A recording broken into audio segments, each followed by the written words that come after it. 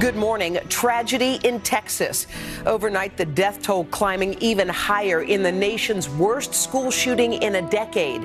At least 19 children and 2 teachers inside an elementary school gunned down in their classroom.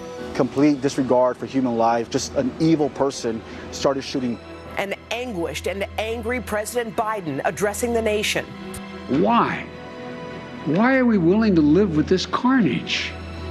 When in God's name we do what we all know in our gut needs to be done. A Democratic senator touched by gun violence imploring fellow lawmakers to act now. But I'm here on this floor to beg, to literally get down on my hands and knees and beg my colleagues. Find a path forward here. As Americans from coast to coast and from all walks of life voice their outrage. When are we going to do something? Complete coverage on the heartache. We're a small community, and we'll need your prayers to get us through this. What we are learning about the gunmen, the victims, and the desperate hope that this time will finally bring about real change in America. Today, Wednesday, May 25th, 2022. From NBC News, this is a special edition of Today, Texas School Shooting, with Savannah Guthrie, live from Uvalde, Texas, and Hoda Kotb, live from Studio 1A in Rockefeller Plaza. And good morning, everybody. Welcome to a split edition of Today. It's 7 a.m. on the West Coast, Wednesday morning. Hoda and Craig are in Studio 1A, and I've come to Uvalde, Texas, outside of Robb Elementary School this morning, now the scene of the nation's second deadliest school shooting on record. And for this moment, Hoda and Craig, it feels like the saddest place on earth. Has to be. Yeah, and I think, as we were saying, a lot of parents looked at their kids last night after seeing this and thought to themselves, like, oh my gosh, I get to tuck my child in today. You cannot imagine what those parents are going through. We all hugged our kids just a little bit tighter last night. Yeah, little hands getting a little tighter squeeze this morning. There's no question every single person can relate. We have complete coverage for you this morning. We're going to tell you more about the victims, about the investigation, and the very vocal calls for change this morning sparked by yet another unthinkable attack. We're going to begin with NBC senior national correspondent Tom Yamas. He is joining us here in Uvalde this morning. Tom, good morning to you. Savannah, good morning to you. This is not the first time something like this has happened here in America, but it's still so hard to understand how something so evil could happen in a place where second, third, and fourth graders spend some of their best days. And I want to point something out here, Savannah. Behind me, you can see that sign. I think you can make it out. It says, welcome to the school here, but it also says, bienvenido. This is a Hispanic community. So many of these families left behind so much in their native countries. They came here for a better life. And when you speak to them this morning, they'll tell you they've lost everything. 412 to all in that unit, stand by. Do not attempt to get closer. We got shots fired. The first emergency calls coming Tuesday morning, and they were horrific.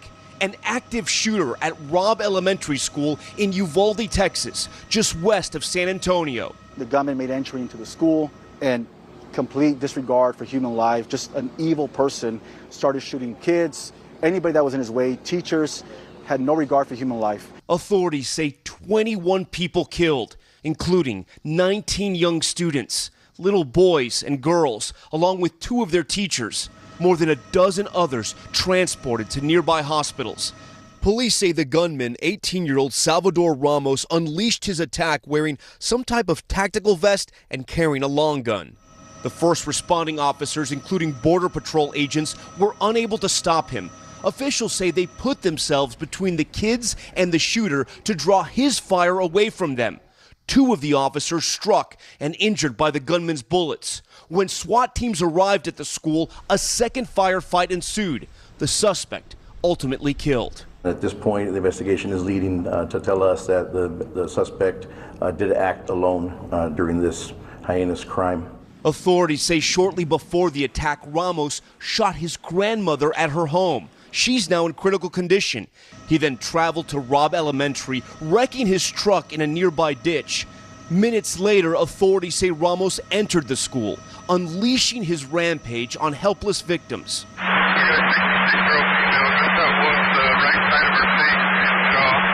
law enforcement came in, they locked down the school really quickly, and they started evacuating children out through breaking windows and pulling children out. Bobby Studer's wife, Terry, is a math teacher, just days away from retiring, and was inside when the deadly shots rang out. I had just taken her some flowers, and the minute I got in my pickup, I heard a couple of shots. Terry escaped uninjured, but her colleague, Eva Morales, a fourth grade teacher and educator for 17 years, was killed. The school's campus now a massive crime scene as investigators try to piece together what's now the deadliest school shooting in Texas history. My heart was broken today. We're a small community, and we'll need your prayers to get us through this. Texas Governor Greg Abbott calling the tragedy a senseless crime. In just 2 days, he was scheduled to join Senator Ted Cruz and former President Donald Trump at the National Rifle Association's annual conference in Houston. Overnight, President Biden expressing his frustration with the NRA. When in God's name we do what we all know in our gut needs to be done. This morning, families and a community dealing with the unthinkable. Their children and loved ones are gone. And this may be the most painful image. Instead of school buses driving away, a fleet of hearses. Another school day in America, ending in tragedy. And as we mentioned, a lot of people in this community are still injured, so they are asking for blood donations. And, you know, so many across the country are praying for this community, but also so many across the country are upset with that phrase. They want the prayers, but they want this to stop. And Savannah, you know, you don't have to be a parent to feel the magnitude of this moment, but I am thinking about those parents because you know the ages of these kids. We have little ones, 8, 9, 10, 11. It's that sweet spot of youth, you know, where it's like they just radiate joy. And now those parents have been robbed of that, and I don't think there's any takeaway from this. It's just awful. It's senseless, and you do think about your own second grader at home, and you think if you had your kid come home and throw her backpack on the couch and say, "Mom, where's the snacks?" You were one of the lucky ones. Right. There's so many young people in the final days before school who would have been coming here with a skip in their step, excited about the summer, doing those last minute plays and presentations, and it's unthinkable. It's truly unthinkable. So we'll continue to cover it, and there's so many stories to tell here, unfortunately. 19 children, 2 teachers, and we're learning more about those victims, family members talking about them, paying tribute to them. Morgan Chesky is on that part of the story. Morgan, good morning. Yes, Savannah, good morning. We're just outside the Civic Center turned reunification site that yesterday was the scene of an absolutely agonizing waiting game. Parents were giving DNA samples to authorities so they could be positively matched with those victims, second, third, fourth graders. And today we are learning more about some of those who lost their lives inside that elementary school when that gunman opened fire. Overnight, unimaginable grief in Uvalde, Texas. Parents of some of the young victims still being notified more than 12 hours after a gunman went on a killing spree at Robb Elementary School. 19 children, second, third, and fourth graders, murdered alongside 2 teachers inside a place that was supposed to be a safe haven. The fear visible as families rushed to the school, desperately searching for any updates about their loved ones. It's been several hours. I know it's a devastation over here, but we need lots of prayers. Many parents then ushered here to a reunification center, a place of relief for some, able to hug their kids and bring them home, but a sight of anguish for so many others. You walk inside that center and you see their faces and they don't know. What do you tell them? There's absolutely nothing you can say that would assuage that type of grief. It's their children. They're babies. They're 9 years old. They're 10 years old. Among the confirmed fatalities, fourth grader Uzia Garcia, third grader Annabelle Guadalupe Rodriguez, killed in the same classroom as her cousin, 10-year-old Xavier Lopez, a fourth grader at Robb, and a Mary Jo Garza, also in fourth grade. This is the last known photo of her, taken the morning of the shooting. Garza proudly showing off an honor roll certificate. Both of Ameri's teachers also victims, Eva Morales and Irma Garcia. Friends and co-teachers for the past 5 years. Morales was one of the veterans on staff, a teacher for the last 17 years. An aunt telling the New York Times, Outside of the classroom, Morales enjoyed hiking and was the fun of the party. Garcia's son telling NBC News she was a hero, citing law enforcement who told him she was seen shielding kids from the attacker. The beloved educator being remembered by friends for her constant kindness. What are you remembering about Irma? Just a beautiful soul, someone who loved children, someone you respected because she was just a good human being. Now, just 2 days before the end of the school year, a devastated community changed forever. And grief counselors will be on site here at the Civic Center all day long to comfort those in the community. We do know that teachers from Robb Elementary School have already been arriving here today. It's no doubt just an incredibly painful moment as they start to begin this unimaginable healing process from the unthinkable tragedy that took place in this tight-knit town of only about 15,000 people. Texas Governor Greg Abbott, meanwhile, expected to visit Uvalde along with Texas Senators Ted Cruz and John Cornyn. They're expected to speak within the next hour or so. Hoda. Morgan, thank you. And earlier this morning, we spoke with Lieutenant Chris Olivares. He's the spokesperson for the Texas Department of Public Safety. And we started by asking him to take us inside the investigation and what authorities have learned so far. Right. So good morning. Of course, we want to offer our condolences to the family on behalf of the Texas Department of Public Safety as we continue to mourn with the victims, with the families, and the entire community here in Uvalde. Also praising the brave law enforcement, our first responders that arrived on scene during this active shooter situation. So what we do know is that the shooter was involved in a domestic disturbance with his grandmother prior to the shooting at the school.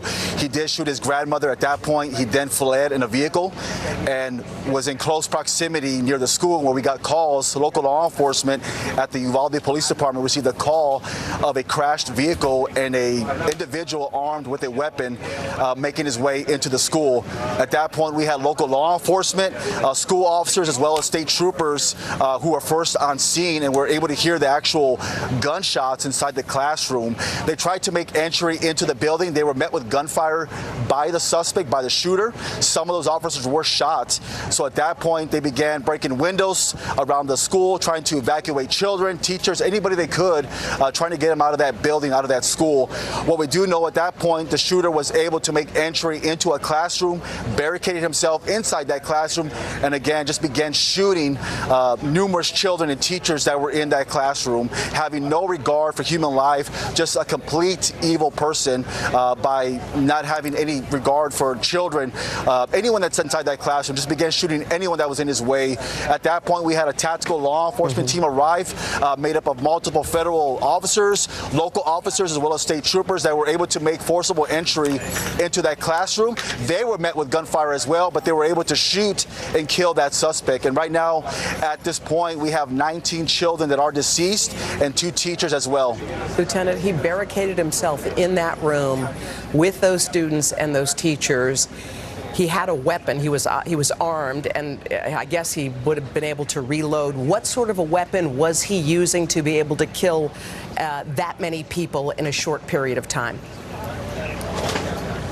Right, so what we do know right now that it was a long rifle platform type rifle. We are working with ATF to try to determine exactly what type of rifle, the capacity, how he was able to obtain this rifle, when it was purchased, and also working with FBI to find out if there was any type of indicators, any red flags prior to the shooting, checking social media platforms as well, talking to anybody that may have known this individual. What we do know about the shooter is that he is a resident here in Uvalde, lived with his grandparents, was unemployed, did attend one of the high schools here in the community as well. We do not know if he had any friends, no girlfriends, but as of right now, it's just a complete tragedy here in Uvalde, in a small, tight-knit community right now. You say he shot his grandmother, hopped in a car, the car wrecked by the school, and he was decked out in body armor and armed. Do you believe that his intended target was the school, or did it just so happen that he crashed his car and was looking for some place to run into and ran into the school? Right, so that's a good point. That's one thing that we are trying to determine and have accurate information on. We want to be able to report accurate information. So again, we're working with FBI, ATF, our local law enforcement officials here on scene, as well as with school police officers. Right now, our Texas Rangers are the lead investigators in this mass shooting, but does goes to show you the intent by having that type of weapon, also multiple ammunition with him as well, and making entry into that school and wearing some type of body armor. What we do know for a fact, though, is that it was a tactical vest. Unsure right now if there was any type of ballistic material or any type of ballistic panels inside that carrier, but again, shows the intent of this evil person going into this school and having complete disregard for human life. Do you have any idea how long he was in there and shooting before police arrived? Right, so we're still working on that timeline right now, but what I can tell you when I first mentioned that we did have multiple officers on scene that responded within a moment's notice and without hesitation tried to make entry into that school, but at that point they were at a point of disadvantage because the shooter had barricaded himself inside that classroom. So it was within a moment's notice that they were able to respond on scene and try to evacuate the majority of children, teachers inside that school to prevent any further loss of life. Lieutenant Alvarez, you're a lieutenant, obviously, but you're also a dad. Just wondered how you made sense of this when you went home last night, if you did. It's just, it's hard. I've been asked that same question, and it's hard to put into words. I actually attended my daughter's awards assembly yesterday prior to getting the news and coming over here to Uvalde. So it's just complete tragedy, and it's really hard to put into words and unimaginable of what could actually take place, especially having children of your own in schools and not knowing what could take place, especially in a small community such as Uvalde. But this can happen anywhere. So it's very concerning to us as law enforcement, even as a parent as well. I know. All right, Lieutenant Alvarez, thank you so much. Our hearts and prayers are going out to your tiny community. We appreciate your time this morning. Thank you. Thank you. Reaction to the shooting has been widespread. It has been swift and it has been emotional. President Biden was flying home from Asia when the shooting happened in Texas. The president addressed the nation shortly after returning to the White House. The president offered prayers for the victims, also ordered flags to fly at half-staff. In fact, here's a live look right now at one of those flags atop the White House. President Biden also urged lawmakers to act now to try and prevent the next tragedy. NBC's chief White House correspondent Kristen Welker has more on that part of the story. Kristen, good morning to you. Hi, Craig. Good morning to you. President Biden is assuming the role of consoler-in-chief yet again, and the president spoke out overnight making an impassioned plea, calling on leaders to get a backbone and take action to address gun violence.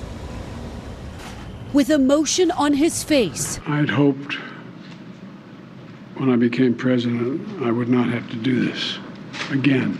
And anger in his voice, President Biden denouncing the horrific Texas elementary school shooting. To lose a child is like having a piece of your soul ripped away.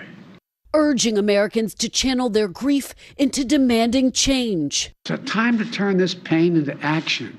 It's time to act. The White House says the president was briefed on the massacre while returning from Asia aboard Air Force One, where Mr. Biden said he reflected on why mass shootings rarely happen anywhere but the United States. Why are we willing to live with this carnage? Why do we keep letting this happen? Where in God's name is our backbone? Just last week, he visited a grieving community in Buffalo after 10 people were killed in a supermarket shooting in a mostly black community. Mr. Biden was vice president alongside President Obama when 20 elementary school children and 6 teachers were killed in the Sandy Hook massacre. In the decades since, America has experienced more than 3,500 mass shootings, but efforts to pass new gun legislation have repeatedly failed. 2 House-passed bills that would expand background checks have stalled in the Senate, even though polls show more than 80% of Americans support them. Democratic Senator Chris Murphy, who represents the families of Sandy Hook victims, pleading with colleagues to find common ground on guns. What are we doing? Why are you here? But many Republicans, including Texas Senator Ted Cruz, say more support for law enforcement is needed, not new gun laws. You see Democrats and a lot of folks in the media whose immediate solution is to try to restrict the constitutional rights of law-abiding citizens. That doesn't work. In a sign of how politicized the debate has become, last night at a victory party for Republican Senate candidate Herschel Walker, supporters booing during the president's call for stricter reforms. Gut needs to be done. As the nation hopes the two sides will find some way to come together. Now, when the president visited Buffalo last week, he called on Congress to pass an assault weapons ban, a ban that was passed in 1994 but expired in 2004. Now, an outright ban on assault weapons has almost no chance of passing through Congress now. Senate Majority Leader Chuck Schumer is aiming to revive efforts, though, to pass two bills that would expand background checks, but even that step faces an incredibly uphill battle. Meanwhile, we should also mention, Craig, that today the president is going to mark another grim milestone, the 2-year anniversary of George Floyd's death. Of course, Floyd died at the hands of a Minneapolis police officer who knelt on his neck for an extended period of time. Craig. Our Chief White House correspondent, Kristen Welker, for us this morning. Kristen, thank you so much. We are going to switch gears here for a moment. Mr. Roker standing by for a first look at the forecast, including a forecast for our friends out west. That's right, Craig. It is going to be hot. 7 million people, high temperatures into the 90s and 100s. These are air temperatures, not feels like temperatures. From Bakersfield all the way up to Chico, look at some of these readings. San Jose, 19 degrees above average at 93. Fresno, 103. Bakersfield, almost 20 degrees warmer than average at 104, and Paso Robles, 89 degrees. We are looking at really warm temperatures all out west, with the exception of Seattle, with some showers and 67 degrees. Salt Lake City, 79. Vegas, 90. Los Angeles, not a bad night. A day, I should say, sunshine and 74. And NOAA issuing its 2022 hurricane outlook. 7 years in a row now, above average season expected, a 65 chance of above normal conditions. 2022, 14 to 21 named storms, hurricanes 6 to 10, major hurricanes 3 to 6, and that pretty much compares with last year. And in fact, for the first time in a row, we've had 2 years in a row of running out of the alphabet. So we could be in for another active season. We're going to get to your local forecast coming up in the next 30 seconds.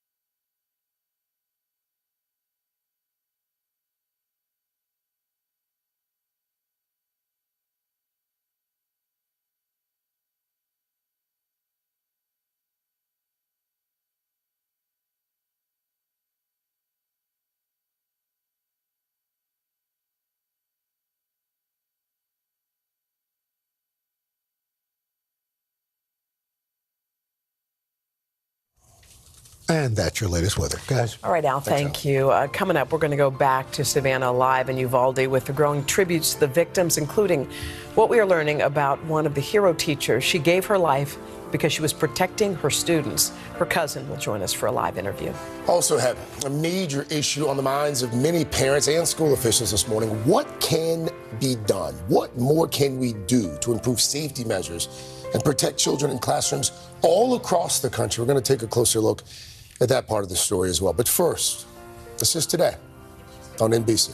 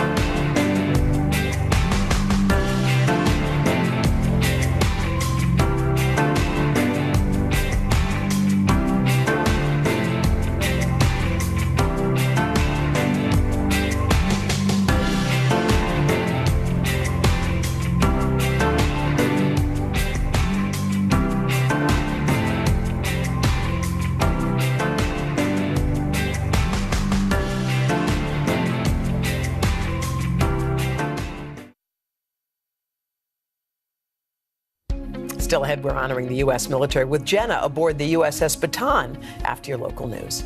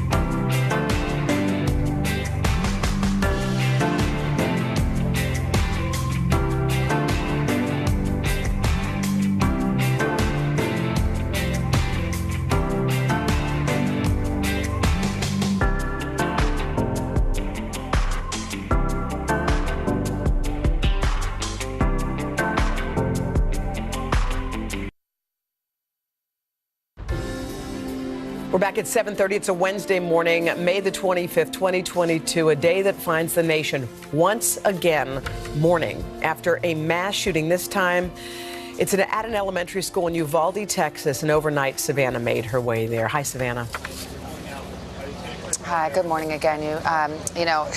Unfortunately, we've in some ways become so numb to the experience of these mass shootings. But when you are talking about elementary school children gunned down in the final days of their school year, it hits everyone really hard. And that is certainly the case here in this tiny, close-knit community of Uvalde, Texas. Coming up, we're going to talk with one of the cousins of the teachers who lost her life here. She was a fourth grade teacher and educator for 17 years. She was married. She had a daughter. daughter. She had a lot to live for. She was a teacher who was beloved here, and yesterday she lost her life doing what she loved. We're going to speak to her in just a minute, guys. All right, so thank you, a teacher who died while trying to protect her students. We'll get back to you in just a few moments, Savannah. First, let's get a check on some of the morning's other top stories. We're going to start with a couple key races in last night's primary elections. Georgia Governor Brian Kemp easily defeating Donald Trump's hand-picked challenger, David Perdue, by a stunning 50 percentage points. Kemp is going to be facing Democrat Stacey Abrams this fall. Meanwhile, Georgia Secretary of State Brad Raffensperger won the Republican primary in a bid to keep his job. He defeated 3 challengers, including Congressman Jody Hice, who is also endorsed by Trump. The CDC this morning wants to calm the public fears over how the monkeypox virus is transmitted. The agency emphasizing that it does not spread easily through the air like COVID-19. Monkeypox is primarily spread through sustained physical contact, such as skin-to-skin touch or someone with an active rash. The U.S. has confirmed 1 case in Massachusetts, and there are presumed cases in New York, Florida, Utah, and Washington State. And now to the latest on the nation's baby formula shortage. Abbott Nutrition says it plans to restart production at its Sturgis, Michigan facility on June 4th. That plant was shut down back in February amid a formula recall and safety concerns at the facility. Meanwhile, a second military plane carrying baby formula from Germany is scheduled to land in Washington later today. Well, we want to turn back now to the tragedy here at Robb Elementary School, where 21 people, 19 children and 2 teachers lost their lives when an 18-year-old gunman opened fire brutally inside the classrooms. And one of those teachers was Eva Morella. She taught the 4th grade. Her cousin, Amber Ibarra, is with us now. Amber, good morning to you. Thank you for being with us. We wish we could wrap our arms around you. We just send you our deepest sympathies this morning. Thank you so much. I appreciate your time and being here to honor not just my family, but all the families that have been affected by this tragedy. Amber, how is the family doing? I know your cousin had a husband and a daughter. How are they holding up? I hope to talk to them more and to kind of see what I could do to support them. I know everyone is going through a lot. This is a very sudden and very traumatic, and no one walked in to that school yesterday knowing that anything like this was possible. And so my heart and my prayers are going out to them. Eva had been a teacher and educator for 17 years and was very proud of that. She was teaching 4th grade. She often taught special ed, special needs. What kind of person was she? She was absolutely vivacious. She was definitely an adventurer. And, you know, it breaks my heart. I just saw her for Christmas this last December. And she was just, her cooking was amazing. Her laughter was contagious. And she's going to be missed. And I just completely feel for everyone who lost a loved one yesterday. What did teaching mean to her? You know, I can't really speak for her, but I will say that she did love what she did at the school, and she put her heart into everything that she did. There have been some reports that she was trying to protect the students at the moment that she lost her own life, which I'm sure does not surprise you. Does that sound like the woman you know? 100%. She is a hero. What about this town? It's a small town. Correct me if I'm wrong, I think you went to elementary school here. What is this town like? Yes, I grew up there in Uvalde. Actually, I am going to Uvalde this morning to visit family. The house I grew up in is just a minute away from Robb Elementary, and I did go there as a kid. So did my younger brother. And it is a tight-knit community. Everyone knows everybody. My cousin Ruben is in law enforcement there, who's Eva's husband. And yeah, everyone's just very close to one another. And I hope that we could support each other in this very tough time and see what we could do to rise up as a community and be there for one another, because these families need it. They need it. Amber, thank you so much. Thank you for sharing your memories of Eva. We will remember her too. Eva Morales, 4th grade teacher, mother, and wife. Our condolences to you and her family. Thank you. Hoda and Craig, it's just one of 21 stories, 21 special souls who lost their lives for no good reason. Yeah. And we are just really starting to count the toll as the sun comes up here. And as you were saying, there are people who lost their lives, and then there are people who witnessed it, who will also be forever changed, and there are still children in the hospital. I mean, think about when your kid hears a thunderclap and how scared they get. Yep. And then imagine what some of these children witnessed yesterday, Savannah. I was just thinking about that.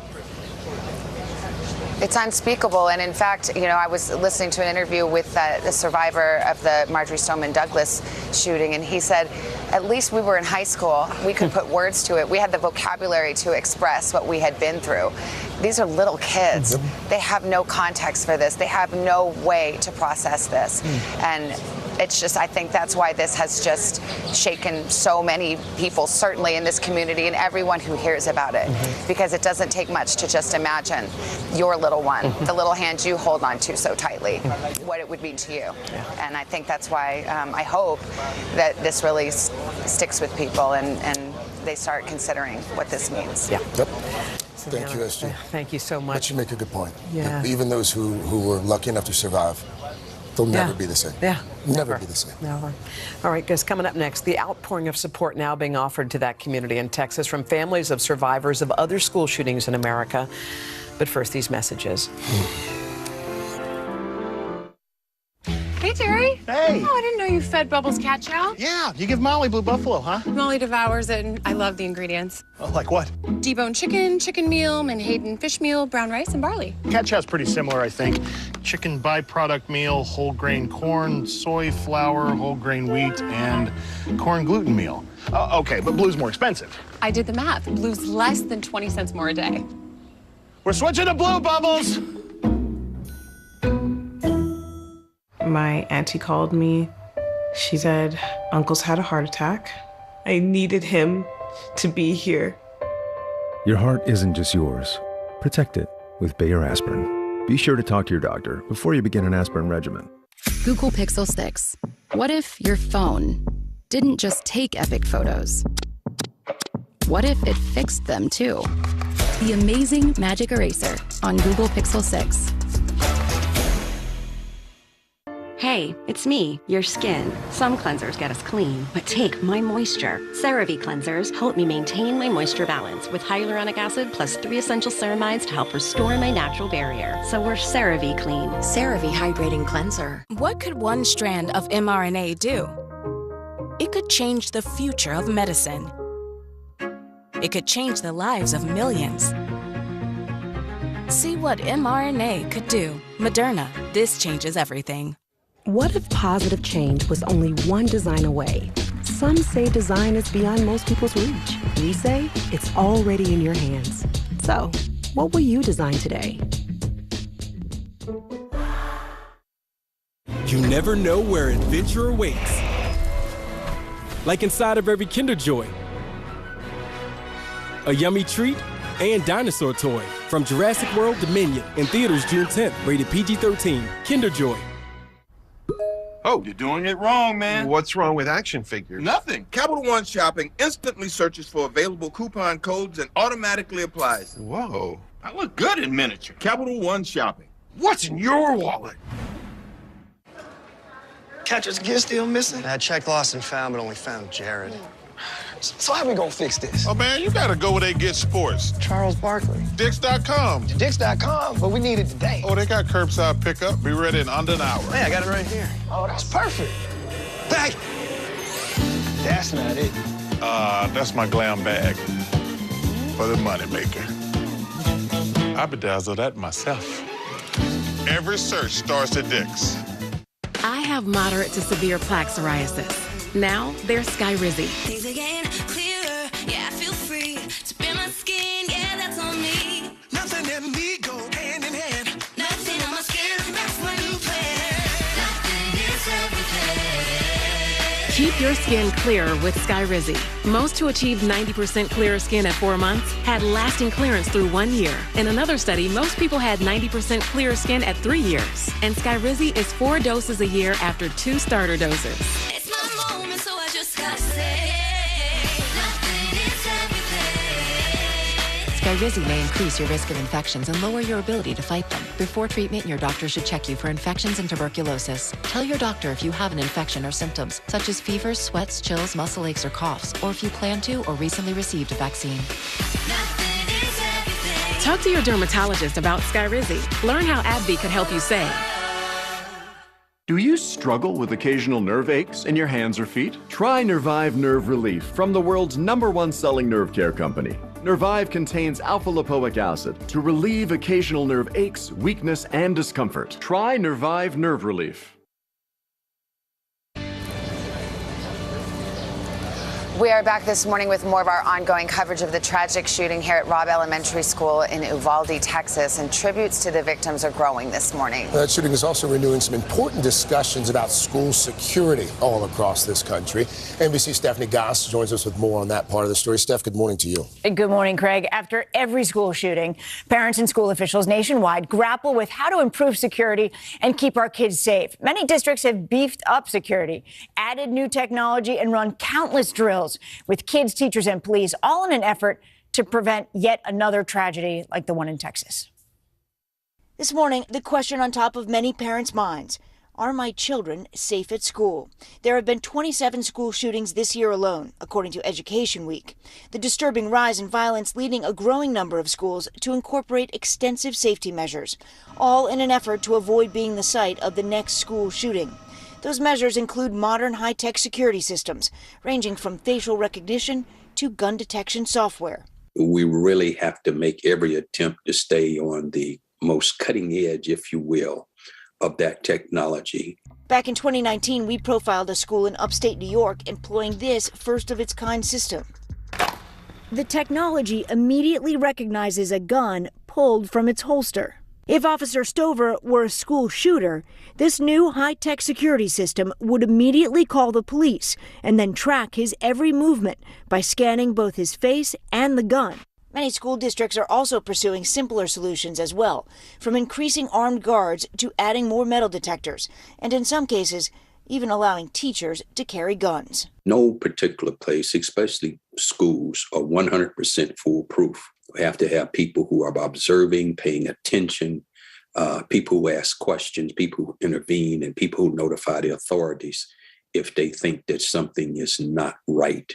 But with children and teachers still being murdered in classrooms, some parents are left wondering if the current security is enough. Andrew Pollack, whose daughter Meadow was killed in the 2018 shooting at Marjorie Stoneham Douglas High School, says many schools still haven't learned critical lessons. How hard could it be to have a single point of entry and armed policemen or highly trained teachers at the school? It just angers me. This didn't have to happen today. Law enforcement tells NBC News the shooter, in addition to rifles, had body armor. The first officers on the scene were unable to stop him with handguns. Even if a school armed security, the fear is that it is not enough to stop someone armed like this 18-year-old was. With body armor. Yeah, and there was a stat I saw that surprised me that said 70% of school shootings happen when the gun person is 18 or younger, 18 years old or younger. So this is why this conversation is so important. It's important to talk about how to stop someone who's armed like that, but it is also important to talk about how not to arm someone like that. And we need to, in this country, be able to have both of those conversations at the same time. Yeah. Unfortunately, it seems like a conversation we've been having ad nauseum for some time in this country. But maybe there's always a breaking point. Have we been listening to both sides? Have they both been coming together in that conversation? That's what I'm not sure about. All right, Stephanie, thank you. As always, Steph. As the nation slowly comes to terms with what happened, we are seeing an outpouring of support and also outrage. Just take a look at this list, a list of the deadliest mass shootings in America. Among them, remember Las Vegas, remember Virginia Tech, remember Sandy Hook, and just yesterday, Uvalde. The list is long, nearly half of them in the last 5 years. NBC national correspondent Miguel Almaguer joins us now with more. Hey, Miguel, good morning. Hoda, good morning. There was immediate shock after the shooting in Texas, but sadly, not many Americans were necessarily surprised. School shootings have unfortunately and unfathomably become an all too common occurrence in this country. As police cruisers race toward gunfire and desperate parents wait behind crime tape, our nation watches yet another mass shooting unfold in America. The number of victims is always heartbreaking. This time, a campus packed with 2nd through 4th graders in Texas. America again heartbroken and wondering where to turn. When are we going to do something? Golden State Warriors coach Steve Kerr last night channeling the outrage of a nation. I'm tired. I'm so tired of getting up here and offering condolences to the devastated families that are out there. I'm so tired of I'm tired of the moments of silence. Enough. For people like Fred Guttenberg, who lost his daughter Jamie in the 2018 Parkland shooting that left 17 dead in Florida, it's a familiar feeling.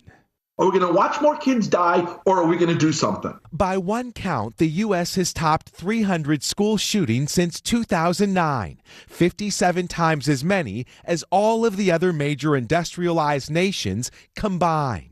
At Virginia Tech, the deadliest school shooting in America, 32 people were killed on a college campus in 2007 in just a matter of minutes. Among the most gut-wrenching attacks, the 2012 mass shooting at Sandy Hook. 20 first graders and 6 educators lost their lives to a shooter in Newtown, Connecticut. It's like my heart has been torn open all over again. And everything I hear just is echoes of Sandy Hook again. Nicole Hockley lost her 6-year-old son, Dylan, and is grieving again, this time with families she doesn't know. For the parents that have been told, I can't imagine what they're going through right now, and the parents that are still waiting to find out.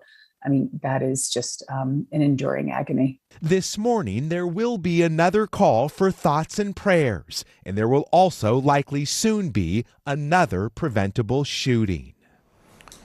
As with all of these devastating mass shootings, there's always a call for change in legislation. Often it's lawmakers saying more needs to be done, but to date, clearly, not enough action has been taken. Hoda? Clearly. All right, Miguel, thank you. All right, it is 7:48. What do you say we get another check of the weather? Mr. Roker, what you got? All right, guys. Nice day here in the east. We've got strong storms through the Great Lakes, flood watches down through the Gulf. Sunshine, unfortunately, record highs continue out west. That's what's going on around the country. Here's what's happening in your neck of the woods.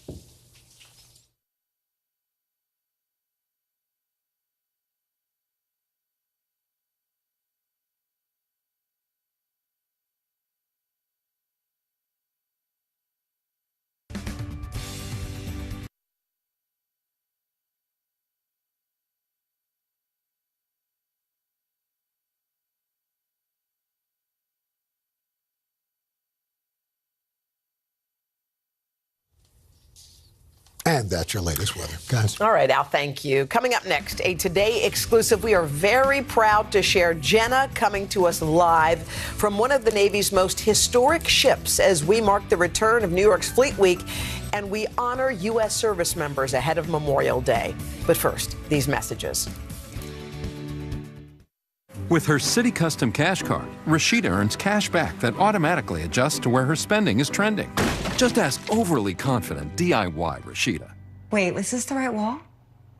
Or last-minute gift shopping, Rashida? I'm putting a bow on it.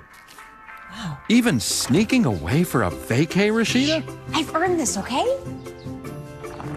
Earn 5% cash back in your top eligible spend category up to $500 spent each billing cycle with the City Custom Cash Card. With relapsing forms of MS, there's a lot to deal with. Not just unpredictable relapses, all these other things too. Kesimpta is an at-home treatment that may help you put these RMS challenges in their place. Kesimpta was proven superior at reducing the rate of relapses versus Aubagio. And when it's ready, it takes less than 1 minute a month to inject Kesimpta. Don't take Kesimpta if you have hepatitis B, and tell your doctor if you have had it, as it could come back. Kesimpta can cause serious side effects, including infections. While no cases of PML were reported in RMS clinical trials, it could happen. Tell your doctor if you had or plan to have vaccines, or if you are or plan to become pregnant. Kesimpta may cause a decrease in some types of antibodies. The most common side effects are upper respiratory tract infection, headache, and injection reactions. Ready for a once-monthly treatment with dramatic results? Ask your doctor about Kesimpta today. What happens when 14 sexy singles use animal mating rituals in their search for a mate? Not talking sucks. Things about to get a little spicy. I think this is a new fetish for me. Will these eligible hotties find true love? I've fallen for him. Or be banished from the jungle? Someone's going home. Dating's never been this wild. Stream only on Discovery Plus. We are back with a really special event, some 3 years in the making. Fleet Week back in New York for the first time since the start of the pandemic. Yeah, Jenna's on board the USS Baton. Hey, Jenna. Hi, morning, guys. We have a really inspirational morning, and we are filled with gratitude for those that serve. Much more ahead as we join these servicemen later this morning. You never know what opportunities life will send your way, but if you have moderate to severe rheumatoid arthritis or psoriatic arthritis, Enbrel can help you say, I'm in for what's next. Ready to create a bigger world? I'm in. Ready to earn that world's greatest dad mug? I'm in. Care to play a bigger role in this community?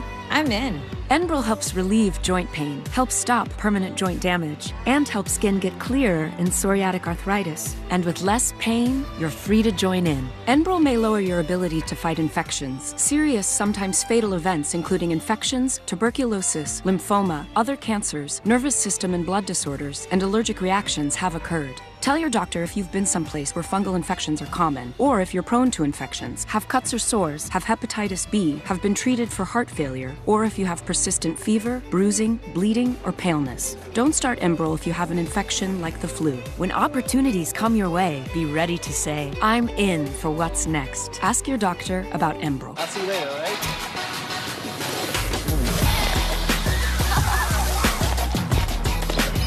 That is so cool.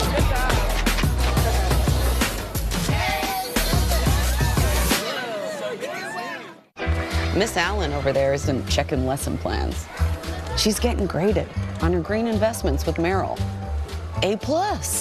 Still got it. Your money never stops working for you with Merrill, a Bank of America company. When all that chugging makes you want to get out there and bring a friend. Lipton green tea with antioxidant vitamin C keeps you feeling better while making time together better. Lipton, stop chugging, start sipping. Miss Allen over there isn't checking lesson plans. She's getting graded on her green investments with Merrill. A+. Still got it. Your money never stops working for you with Merrill, a Bank of America company. It's the most wonderful time of the year. Claritin provides non-drowsy symptom relief from over 200 indoor and outdoor allergens, day after day. Feel the clarity and make today the most wonderful time of the year. Live Claritin Clear. Downton fans rejoice. A new era is the perfect escape to the movies. Why didn't you tell me? And critics are cheering. This is Downton at its lavishly entertaining best. It was worth waiting for. Downton Abbey, a new era. Rated PG. Now playing only in theaters. My asthma felt anything but normal. It was time for a new normal with Nucala. Nucala is a once-monthly add-on treatment for severe eosinophilic asthma that can mean less oral steroids, not for sudden breathing problems. Allergic reactions can occur. Get help right away for swelling of face, mouth, tongue, or trouble breathing. Infections that can cause shingles have occurred. Don't stop steroids unless told by your doctor. Tell your doctor if you have a parasitic infection. May cause headache, injection site reactions, back pain, and fatigue. Ask your asthma specialist about a new normal with Nucala.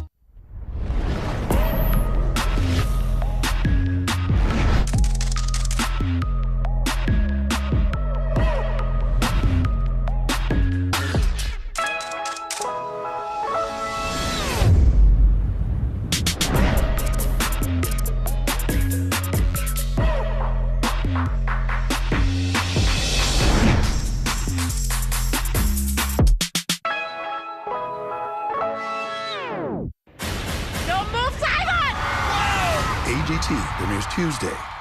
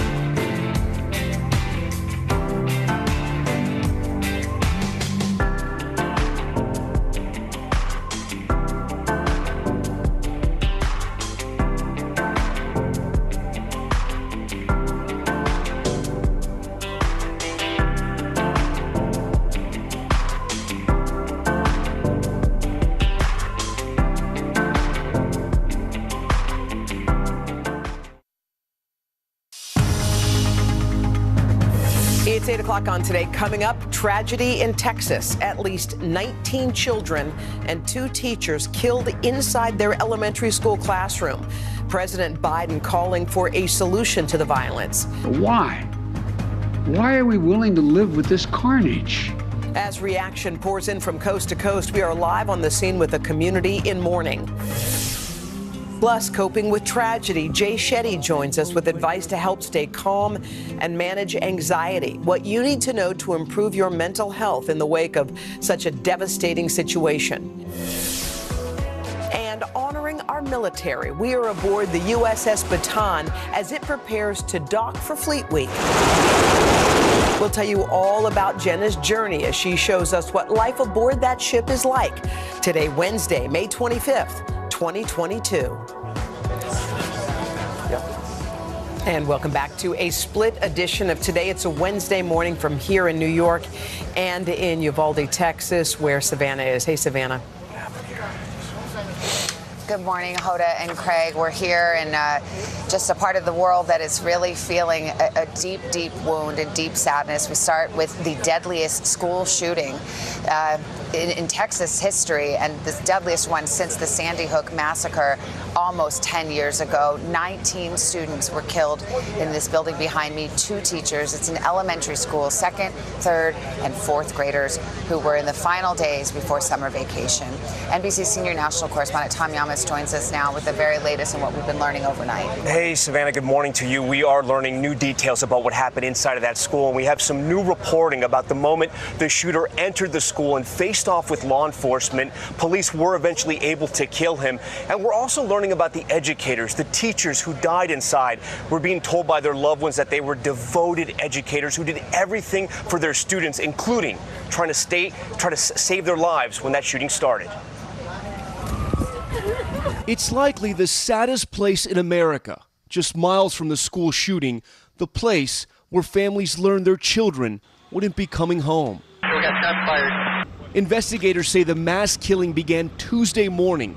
The 18-year-old gunman identified as Salvador Ramos, shooting his own grandmother, leaving her in critical condition. He then drove to the school, crashing his vehicle before entering the building and opening fire. Several officers, including Border Patrol agents, tried to enter the school but were met with gunfire by the suspect. 2 officers were wounded in the gunfight before a tactical team was able to bring down the shooter. The shooter was able to make entry into a classroom, barricaded himself, no regard for human life, just a complete evil person. President Biden addressing the nation. To lose a child is like having a piece of your soul ripped away. Pleading with elected officials to stand up to the gun lobby. Where in God's name is our backbone to have the courage to deal with it and stand up to the lobbies? It's time to turn this pain into action. My heart was broken today. We're a small community, and we will need your prayers to get us through this. Among the victims, teachers Uzia Garcia and Eva Mireles. Mireles' cousin posting, "She died a hero." Mireles' cousin, Amber Ibarra, spoke to Savannah earlier this morning. Some reports that she was trying to protect the students at the moment that she lost her own life, which I'm sure does not surprise you. Does that sound like the woman you know? 100%. She is a hero. Mireles trying to protect, but unable to save the lives of her students, like 8-year-old Uzia Garcia, 3rd grader Annabella Guadalupe Rodriguez, and 10-year-old Xavier Lopez. Innocent lives torn apart as investigators search for a motive.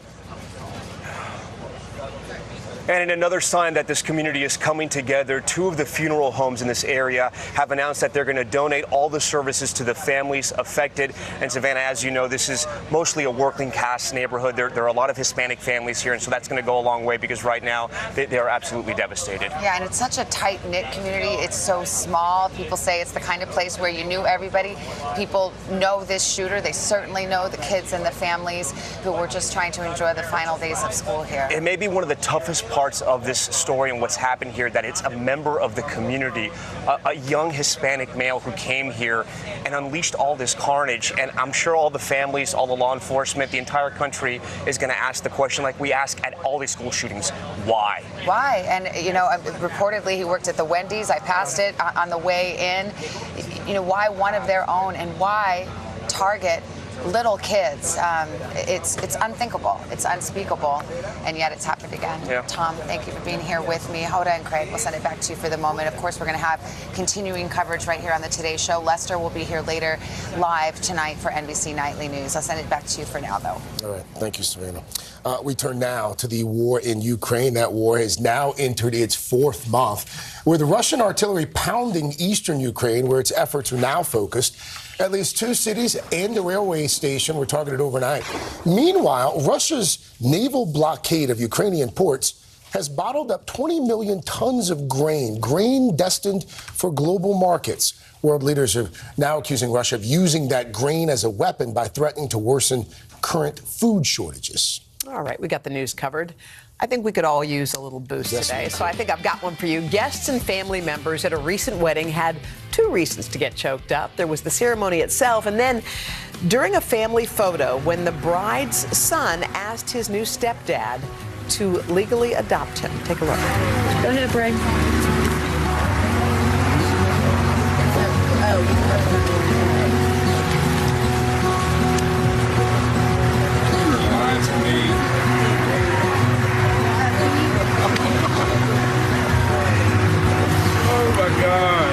He said yes. The dad said he wasn't expecting it, but that hug gives the answer. And later you can hear the mom say to the two girls, looks like you're going to have a brother. That's special. Yeah, real special. Up next, we're going to turn our attention to that big event underway in New York this morning, honoring the military with the long-awaited return of Fleet Week. Yeah, Jenna is getting a taste of it firsthand. She's right there on the deck of the historic USS Baton inside her journey on the high seas. A beautiful morning in New York City. Coming up right after this. My moderate to severe plaque psoriasis, the tightness, stinging, the pain. Emerge Tremfyant. With Tremfya, most people saw 90% clearer skin at 16 weeks. The majority of people saw 90% clearer skin even at 5 years. Serious allergic reactions may occur. Tremfya may increase your risk of infections and lower your ability to fight them. Tell your doctor if you have an infection or symptoms, or if you had a vaccine or plan to. Emerge Tremfyant with Tremfya. Ask your doctor about Tremfya today. You never know where adventure awaits. Like inside of every Kinder Joy. A yummy treat and dinosaur toy. From Jurassic World Dominion in theaters June 10th, rated PG-13. Kinder Joy. You support them, and they support you. With new Lipton Immune Support in pineapple mango flavor. It has vitamin C and zinc to help your immune system stay strong, so you can rock on. Lipton. Stop chugging, start sipping. Oh, you're doing it wrong, man. What's wrong with action figures? Nothing. Capital One Shopping instantly searches for available coupon codes and automatically applies. Whoa. I look good in miniature. Capital One Shopping. What's in your wallet? New Densify from Crest Pro Health. Like bones, your teeth lose density over time, but Crest has you covered. Crest Densify actively rebuilds tooth density to extend the life of teeth. Crest, the #1 toothpaste brand in America. Google Pixel 6. What if your phone didn't just take epic photos? What if it fixed them too? The amazing Magic Eraser on Google Pixel 6. Fight fleas and ticks with Seresto. 8 months continuous protection against fleas and ticks. It's effective and vet recommended. Seresto. Learn more at Seresto.com. Okay, this is a freezer, not a time capsule. Sometimes the house itself can tell you how a young homeowner is turning into their parents. Not those two. Yep, they're gone. Forever? Yep. That there is Progressive's Home Quote Explorer website where I compared home insurance rates. We don't need to print the internet. Some are beyond help. I will give you $100 if you can tell me what this is. Scotch egg. It's a meatball. Progressive can't help you from becoming your parents, but we can help you compare rates on home insurance with Home Quote Explorer. We've got a lot of work to do.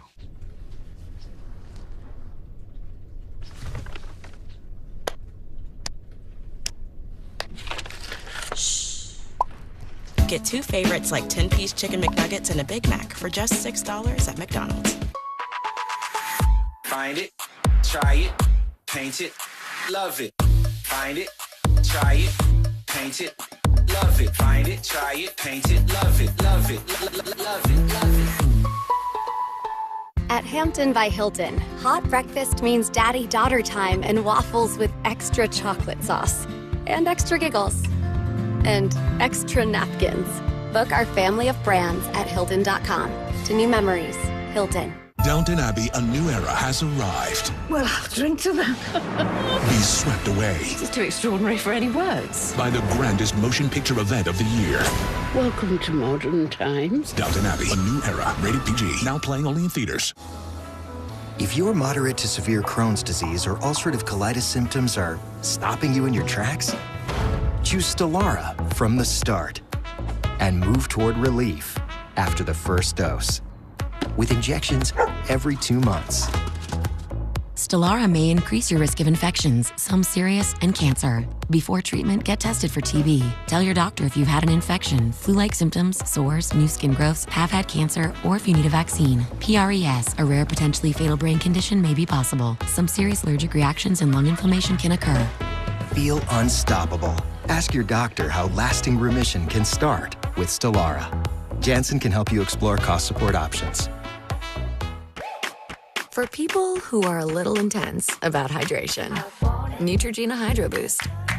Lightweight, fragrance-free, 48-hour hydration for that healthy skin glow. Neutrogena, for people with skin. I brought in Ensure Max Protein with 30 grams of protein. Those who tried me felt more energy in just 2 weeks. Here, I'll take that. Ensure Max Protein with 30 grams of protein, 1 gram of sugar, and nutrients to support immune health. I recommend Nature Made vitamins because I trust their quality. They were the first to be verified by USP, an independent organization that sets strict quality and purity standards. Nature Made, the #1 pharmacist-recommended vitamin and supplement brand.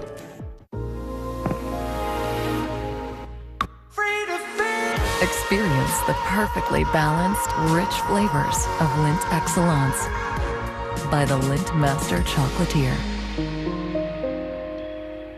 Ubrelvy helps you fight migraine attacks. You put it all on the line.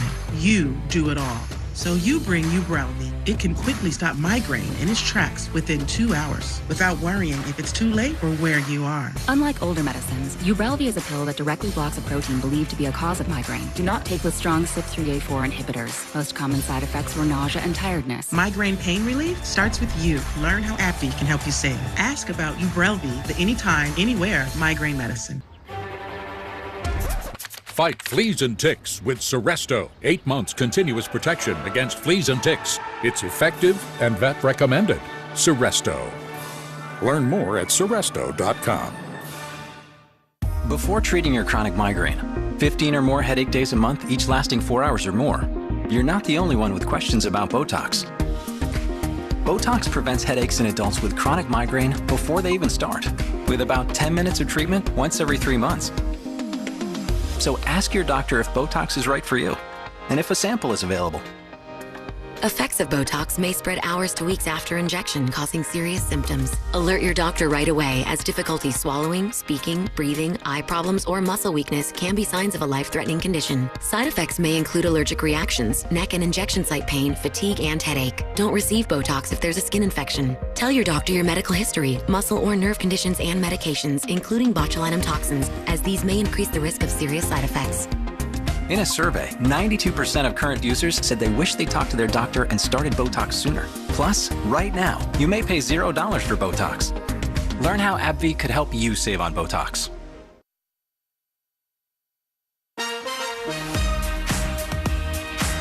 We are back with our Today exclusive, and it's an exclusive that's tied to the return of Fleet Week here in New York. It's back for the first time since 2019. At 8 decades in the making, the event is a way to celebrate the military's sea services, bringing tens of thousands of sailors and visitors to our 5 boroughs here. And how lucky is Jenna? She packed her bag yesterday, got on a helicopter, spent the night. She was invited aboard that ship. It'll be the first to shore this morning. JBH, how is it out there? Yeah, morning, guys. Yes, I'm here on the USS Baton, and I had an incredibly moving day with the nearly 1,500 crew members. Y'all, the motto here, courage, honor, commitment, words that are lived and practiced every day. The day began miles away. Let's do it. Off the shores of New York City. I was suited up and ready, and soon flying high above the water. My destination? The USS Baton, one of the U.S. Navy's finest amphibious ships, ready for battle on land and at sea. The last time I was in a ship this big was over 15 years ago, when the USS George H.W. Bush was named after my Gampy, who served in the Navy himself.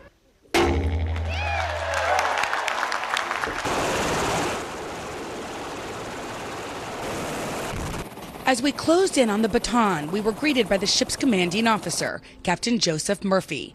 My day aboard the ship was only just beginning. But for these 1,400 sailors and Marines, their day started much earlier. Normally, I'm up around 5 o'clock, go eat breakfast from 5 to 6, and then start my day with my division at 7:30. The first chow call of the day is 0500 in the Big 5 Cafe. The pancakes, blueberry. Magically delicious. Followed by all hands on deck cleaning order. Every single person on the ship must stop and clean every day to keep the crew healthy and the ship in tip-top shape. From there, the day is a burst of energy, especially during operations on the flight deck. A steady stream of aircraft, allowing pilots and deck crew alike to hone their skills. Jenna? Hi, I'm Lieutenant Emily Scarborough. Lieutenant Emily Scarborough is a fire control officer and one of the many women stationed here on the Baton. She's been assigned to be my battle buddy. Open it like this, and then you do the lever. That looks like you have to be pretty strong. Yeah, Is that a right? little bit. Okay, are you going to put go me to the in. test? Yep, so let me close this door first. You have to close that door before Yeah, you have to close this door first, and then now ready? the test. Yep. So you do the lever? Yep, lever first. Pull all the way up. And then down. Wait, pull it. Yeah, there you go. Here we go. You're pro already. I was going to say, I'm learning from the best. And to show me what life's really like on board. Yeah, so this is where we live. And then, yeah, flip around. There you go. Oh, yeah. Wow. Yeah. So and then they'll close like... hard to read. Yeah. So you can go like that. All right, good night. And I was all in. Hold on to this, hold on to this. Yeah. And then... Goodbye.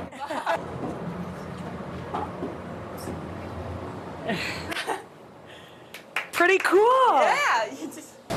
Now I'm going to show you where I work. This is where I work. Wow. Lieutenant Scarborough also showing me the amazing ways to get from ship to shore. The LCAC is a landing craft air cushion, so it'll rise up on its cushion. We'll ballast it down in the well, and then this is the way we get Marines ashore. Wow, that's super cool. But there's even more to see on the bridge with Captain Murphy. Is this your seat? This is, we call this the Game of Thrones. Yes. This is my seat here, and then the XO has a seat on the other side of the bridge. Wow. Does this feel like the best job in the world? This is absolutely the best job in the world. And soon we got to meet all the other service members on board at dinner in the mess. Hi, everybody. Is this your first fleet week? Anybody's first? Yeah. First? Everybody's first? What's the ship like? Very fast-paced. It is a constantly moving beast. The standout crew working hard and making their captain proud each and every day. Tell me about the women and men that work on the Baton. They are special. They're world class. They're what makes this thing go, for sure. Yeah, I can sense the pride. Yes. They never cease to amaze me. And I also like your sort of 3 words to live by. Yes, honor, courage, and commitment, and it is a fantastic motto, and this crew epitomizes that. An unforgettable experience at sea with the incredible men and women who work tirelessly to protect our nation.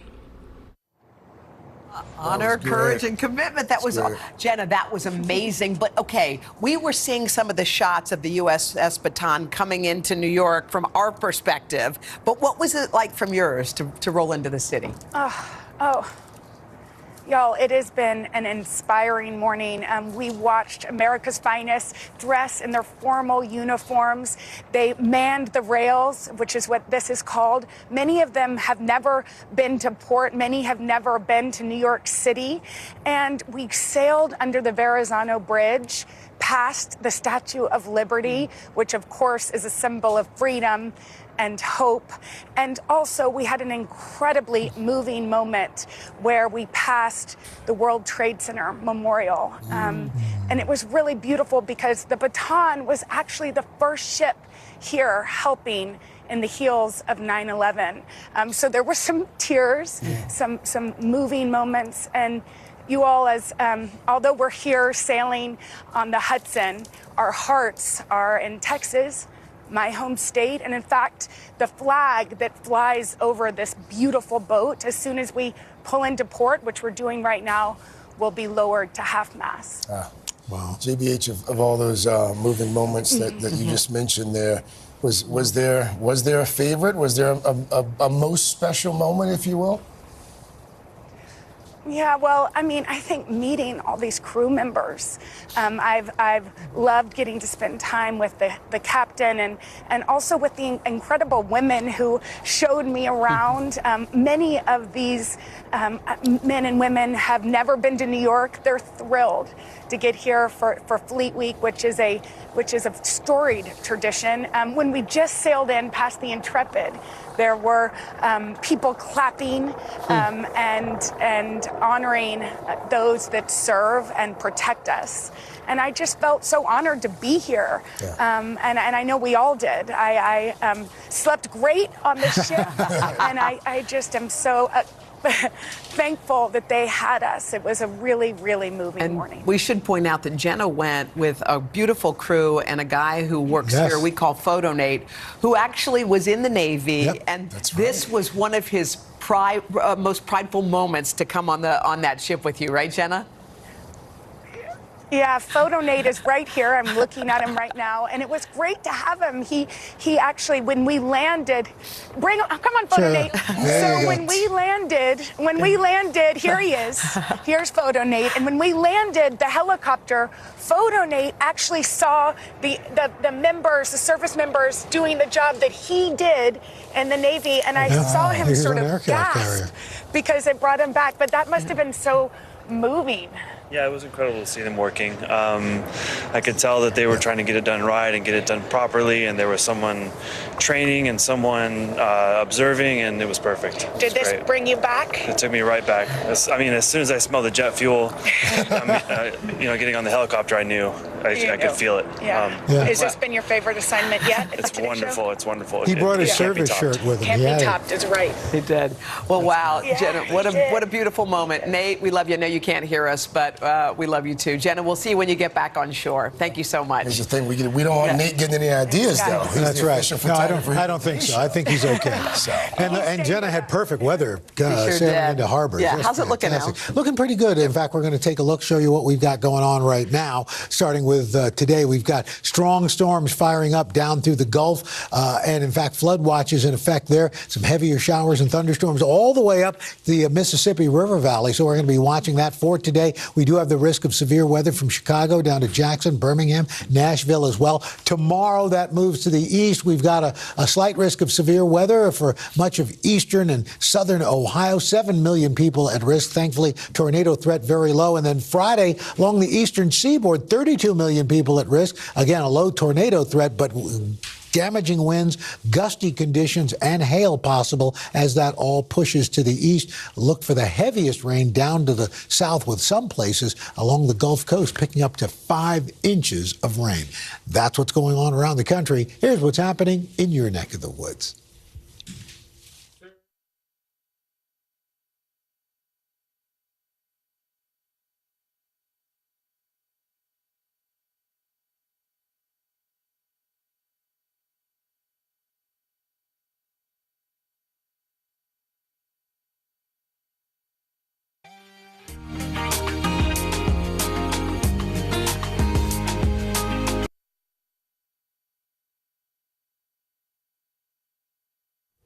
And that's your latest weather. Guys? All right, Mr. Rook, thank you, sir. Still ahead here, some help managing anxiety for ourselves and for our children. We need Jay Shetty. He's going to share his calming perspective coming up. But first, your local news. Now, to the latest on the war in Ukraine. The rocket tore through this wall and landed right here in this kitchen. They showed me where they've been hiding all this time. Without this drone, could you have won the battle for Kyiv? From Brooklyn, we're next to the subway station. The state's reservoirs are alarmingly low. War will pass them by.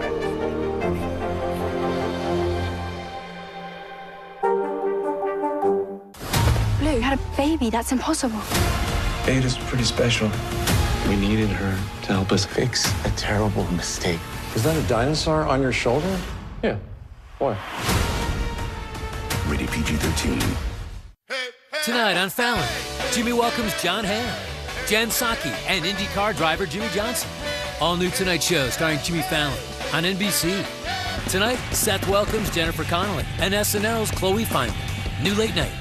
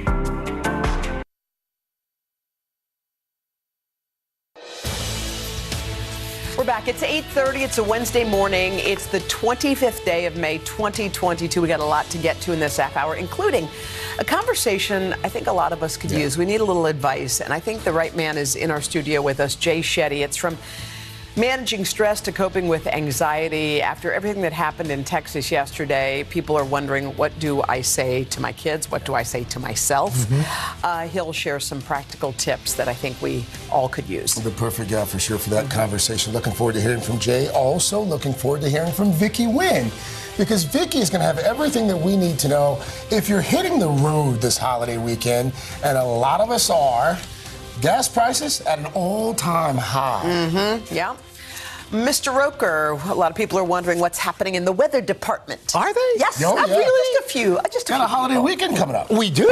Yes, right. Do tell. As we look at the weekend outlook, Friday, unfortunately, the East going to be a bit of a mess. Some airport delays there. Above average highs in the central part of the country. Hot and dry in the southwest. We move into Saturday. A few showers and storms. Hit or miss, though. It's not going to be a complete washout. Lots of sunshine in the southeast. Record highs down through the central and southern plains. Some wet weather in the Pacific Northwest. Sunday. We're looking at sunny, warm conditions up and down the eastern seaboard. The heat continues in Texas. Look at some mountain snows as you get into the northern Rockies. And then on Memorial Day, great day in the northeast. Midwest is going to be basking in warmth. Sunshine along the west coast, but a chill continues in the Rockies with a little wet weather and sunny skies from Texas all the way into the Gulf. That's what's going on around the country. Here's what's happening in your neck of the woods. Weather looks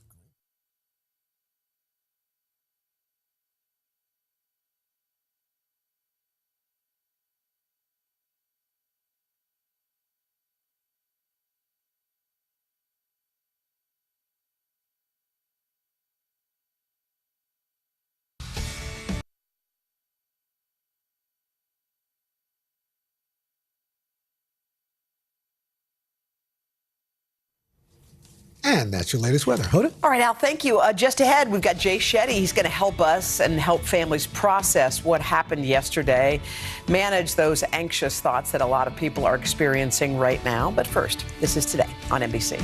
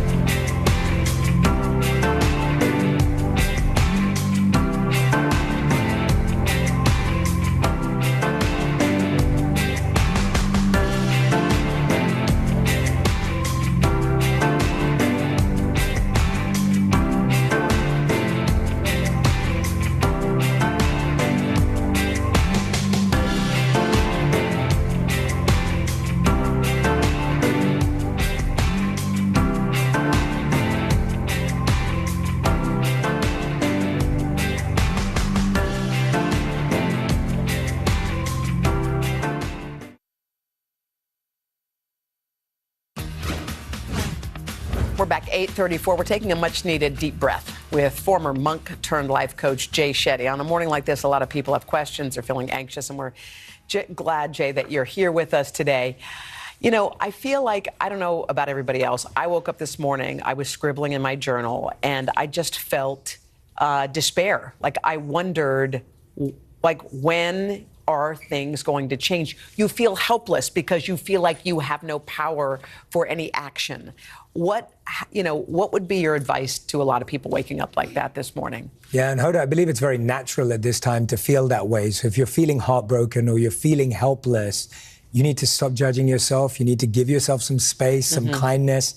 But I also believe that this isn't a time for helplessness. It's a time for action. These are the moments that need to galvanize us to support each other, to serve. And I would go on to say that if you're struggling to get out of bed in the morning for yourself, these are the mornings we get out of bed for our children. These are the mornings you get out of bed for others and people who are struggling. Well, obviously, a lot of parents tucked their kids in last night and were scared when they woke up because now it feels like nothing's safe. Yes. You know, you're scared, like, I'm sending my child to school, but what to do? So first things first. If your child comes up and asks you, what was all this? What was everybody so upset about? What happened? What should you say? Yeah, so psychologists suggest that it's different for different ages. Okay. If you have young children, it's about reaffirming their safety, giving them a simple explanation. What would you say to a 5 or 6 year old? Well, making sure that they know that they're safe, that something has happened, but that they're okay, that they're protected. That's really important to remind them. Do you explain what the something was? You can give them a simple explanation, but you don't want to get into too many details. You don't want to be... A bad guy ran into the school and it was correct, not good. Correct. Okay. And then for slightly older kids, middle school kids, you want to encourage questions. They already are processing this. They're seeing things. They're talking to their friends about it. You want to give them a safe space to ask questions. Okay. Allow them space to say, well, what happened? Why did he do that? What's going on? And allow them to engage in that dialogue with you. How do you make them feel safe if you're not 100% sure? Well, again, studies go to suggest that we need to model a sense of calm. Okay. We have to around our young leaders, our young children, because it's not fair for them to see this extreme vulnerability. It's important for adults to go and find adults to have those conversations with, to share our feelings, but with the children, it's really important we model that sense of calm. A lot of these kids have had these drills in school. Active shooter drills. That's like part of the mandatory curriculum in a lot of schools. They're learning this. And I wonder what that does to a child. Is it like when we were kids and we had a fire drill? Like, I didn't spend day and night being scared of fires, even though I knew that I had to get out if there was one.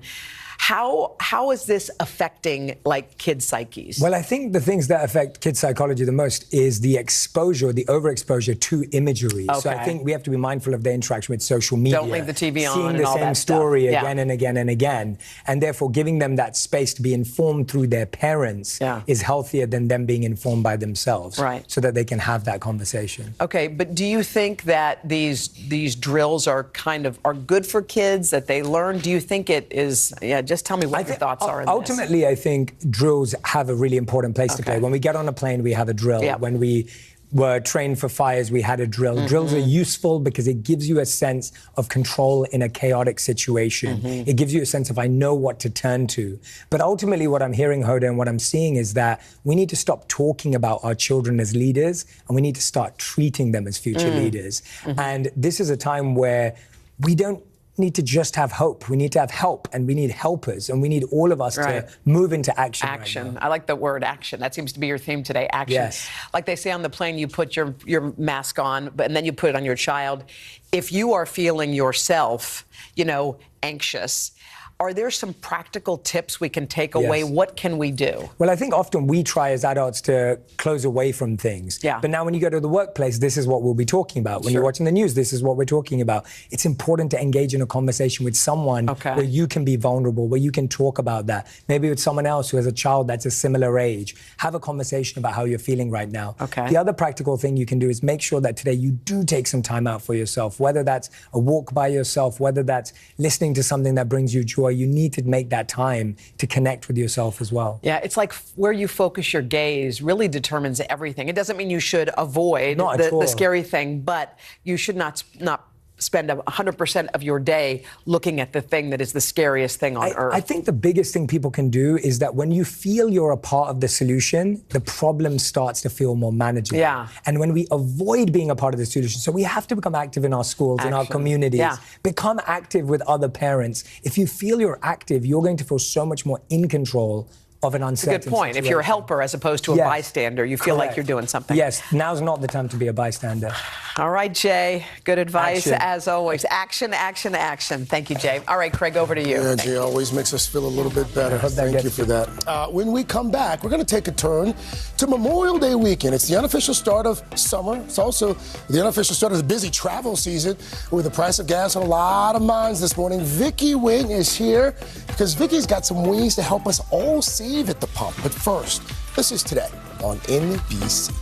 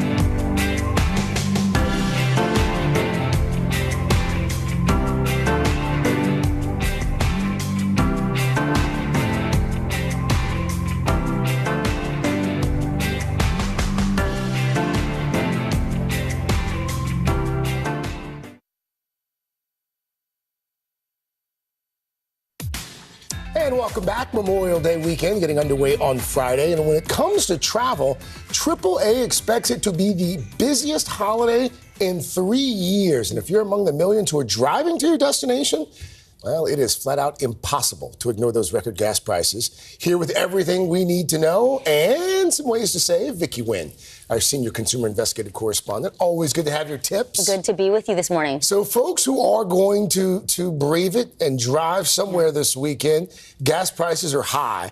How high are we talking? What are we looking at right now? It's going to pack such a wallop on your wallet. According to AAA, the average price for a gallon of gas right now in the U.S., $4.59 a gallon. Jeez. We are seeing the West, the Northeast, and Illinois being hit the hardest. In California, it's averaging $6.06 a gallon, with some counties reporting gas above $7.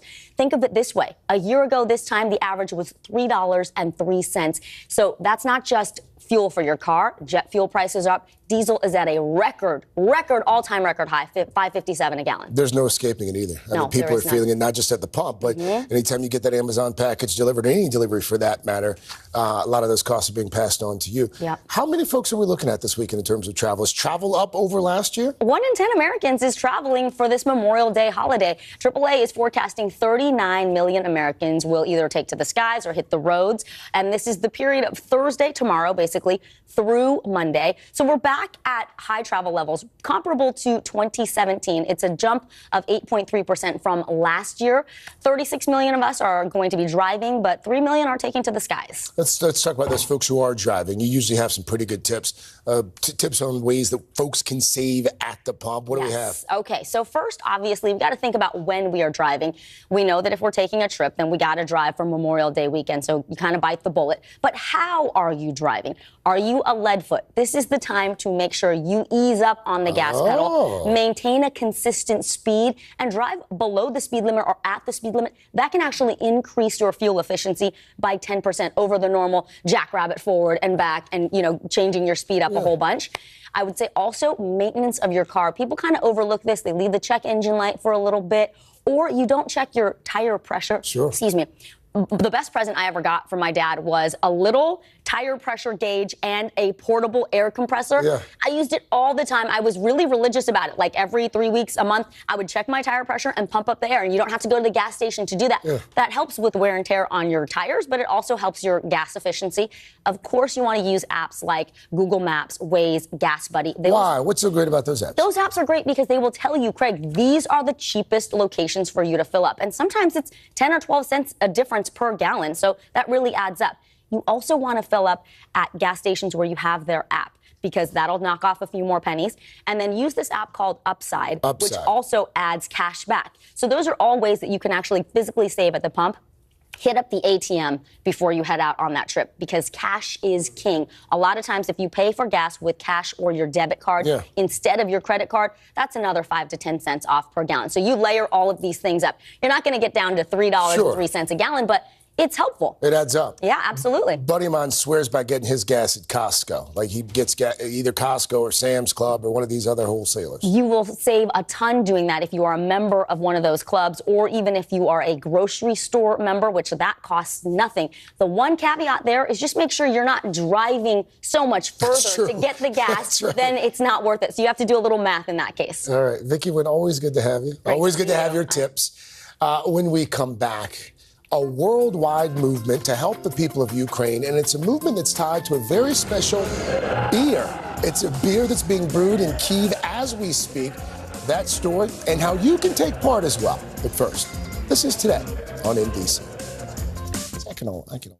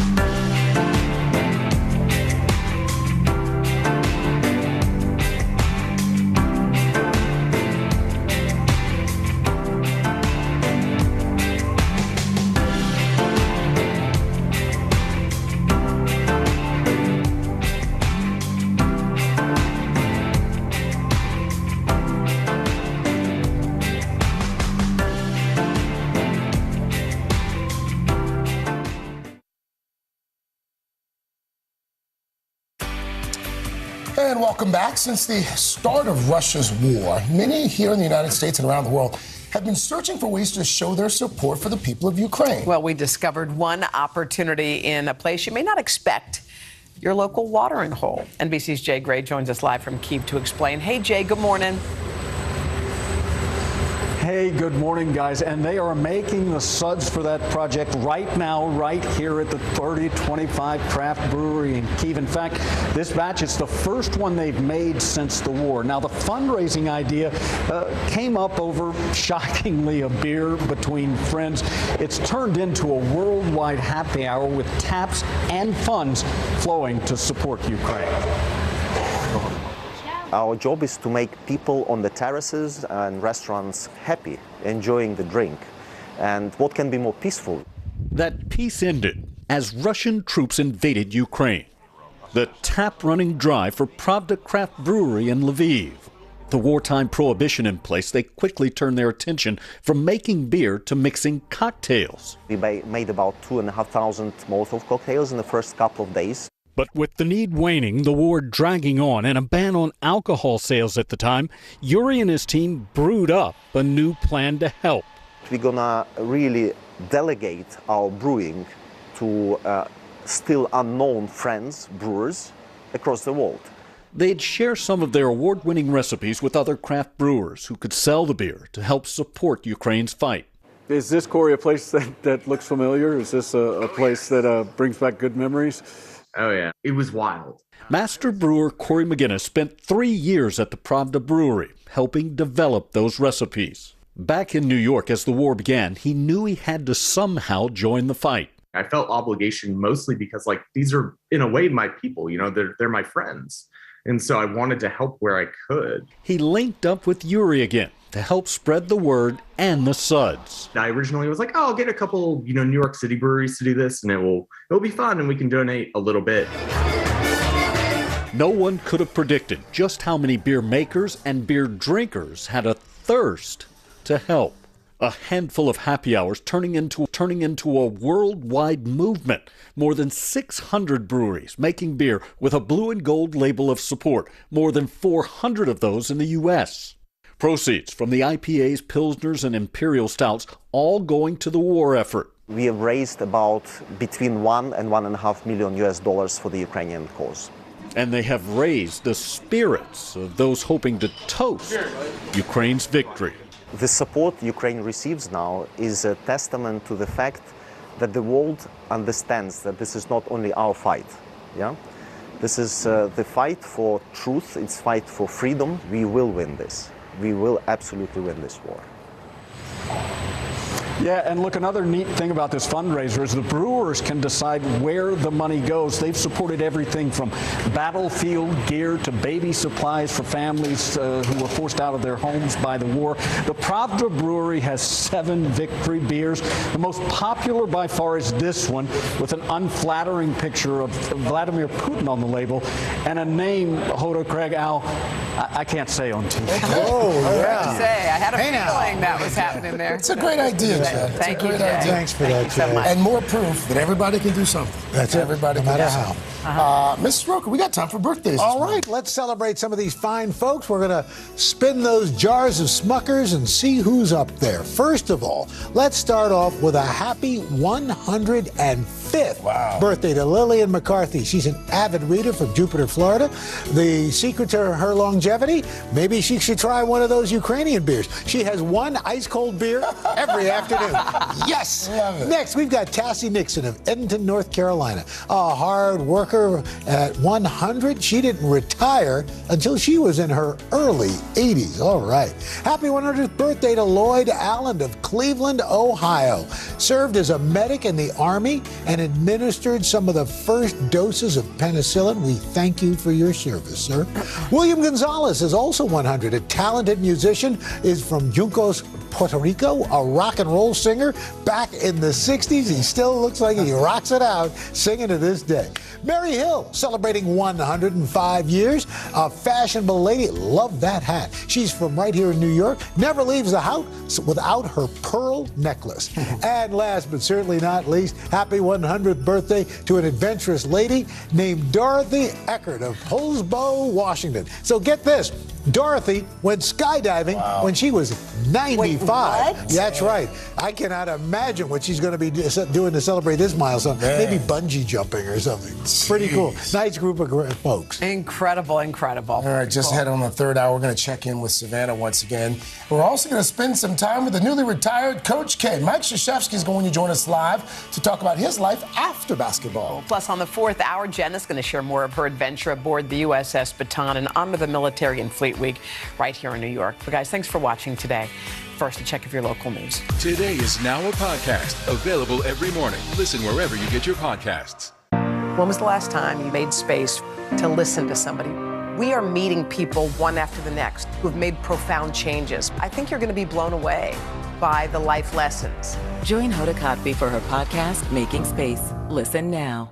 Tomorrow on Today, student athletes and mental health. How would you define your mental health in college? I put my mask on that I was happy and thriving, and behind the scenes, I was slowly losing the color out of my day. How can you help your loved ones? Our special series, Tomorrow on Today. Nearly a dozen hours after the eye roared ashore. There is some late-breaking news. All right, Live from Ukraine, from Mayfield, Kentucky, from Waukesha, Wisconsin. To cover the news, you have to be in it. This is how so many towns and cities are protecting themselves. You can actually see they're pushing the gates open. I also want to get home. You'll get home. You'll get home. Do you remember any tornado as bad as this one? You look at this and you're thinking, we're not going to have power for weeks, if not months. Exactly. Every night, it's your news playlist. Top Story with Tom Llamas. Weeknights at 7 on NBC News Now. 3 season finales of TV's #1 rated night of dramas. The umbilical cord. What's happening? Casey! Just made you a better man. I'm gonna save her. You're about to go off the deep end. New Chicago Wednesday, tonight on NBC.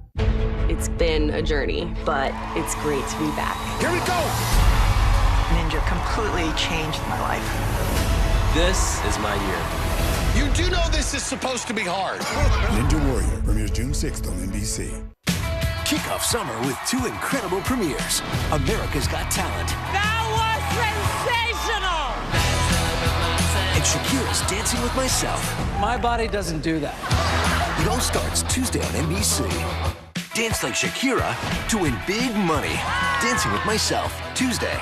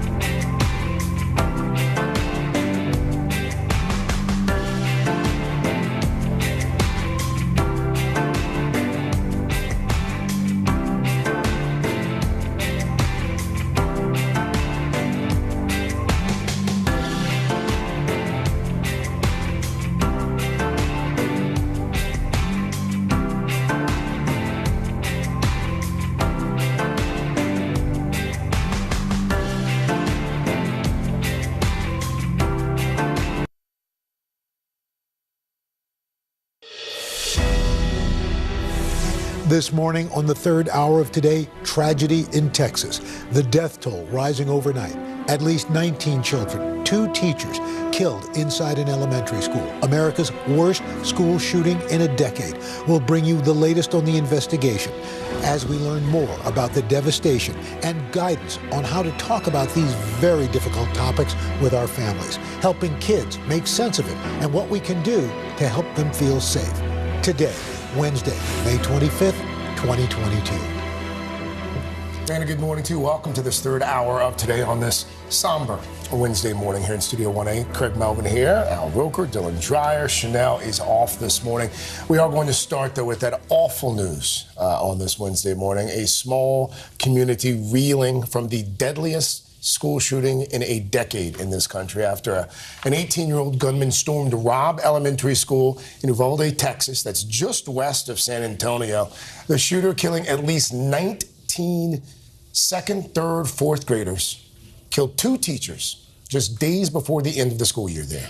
Uvalde now in the national spotlight, joining a list of the worst mass shootings in America, including Las Vegas, Virginia Tech, Sandy Hook, and yesterday in Uvalde. Nearly half of those massacres happening in just the last 5 years. President Biden speaking out in anguish late Tuesday night, asking why are we willing to live with this carnage and calling for action as a national debate over gun violence prevention begins yet again. Savannah Guthrie made her way to Uvalde overnight. The grief, I would imagine, there in that small town. Everywhere you turn, and Savannah, you mentioned earlier that this is one of those places in America where everyone pretty much seems to know everyone else in that town. What are you hearing from folks on the ground there?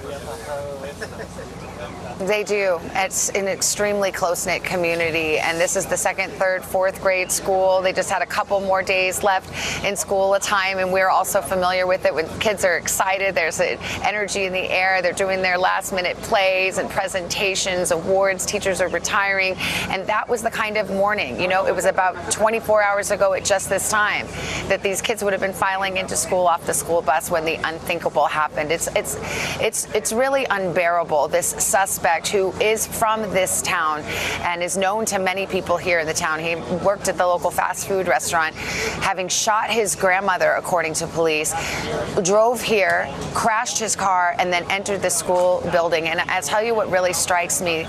He came in, according to police officers, armed with 1 rifle, was engaged by school officers, by local law enforcement, by troopers who were first on the scene, was able to fire back, shoot at those officers, and was able to barricade himself in a classroom and continue slaughtering children. Only when a tactical team arrived were they able to subdue the suspect, and he was shot and killed. It is unthinkable. Second, third, and fourth graders, and this town is just reeling that it's happened again. And it's that thing you hear so often, we can't believe it happened here. But how many towns have expressed those exact same words? It has happened here, and it has happened again.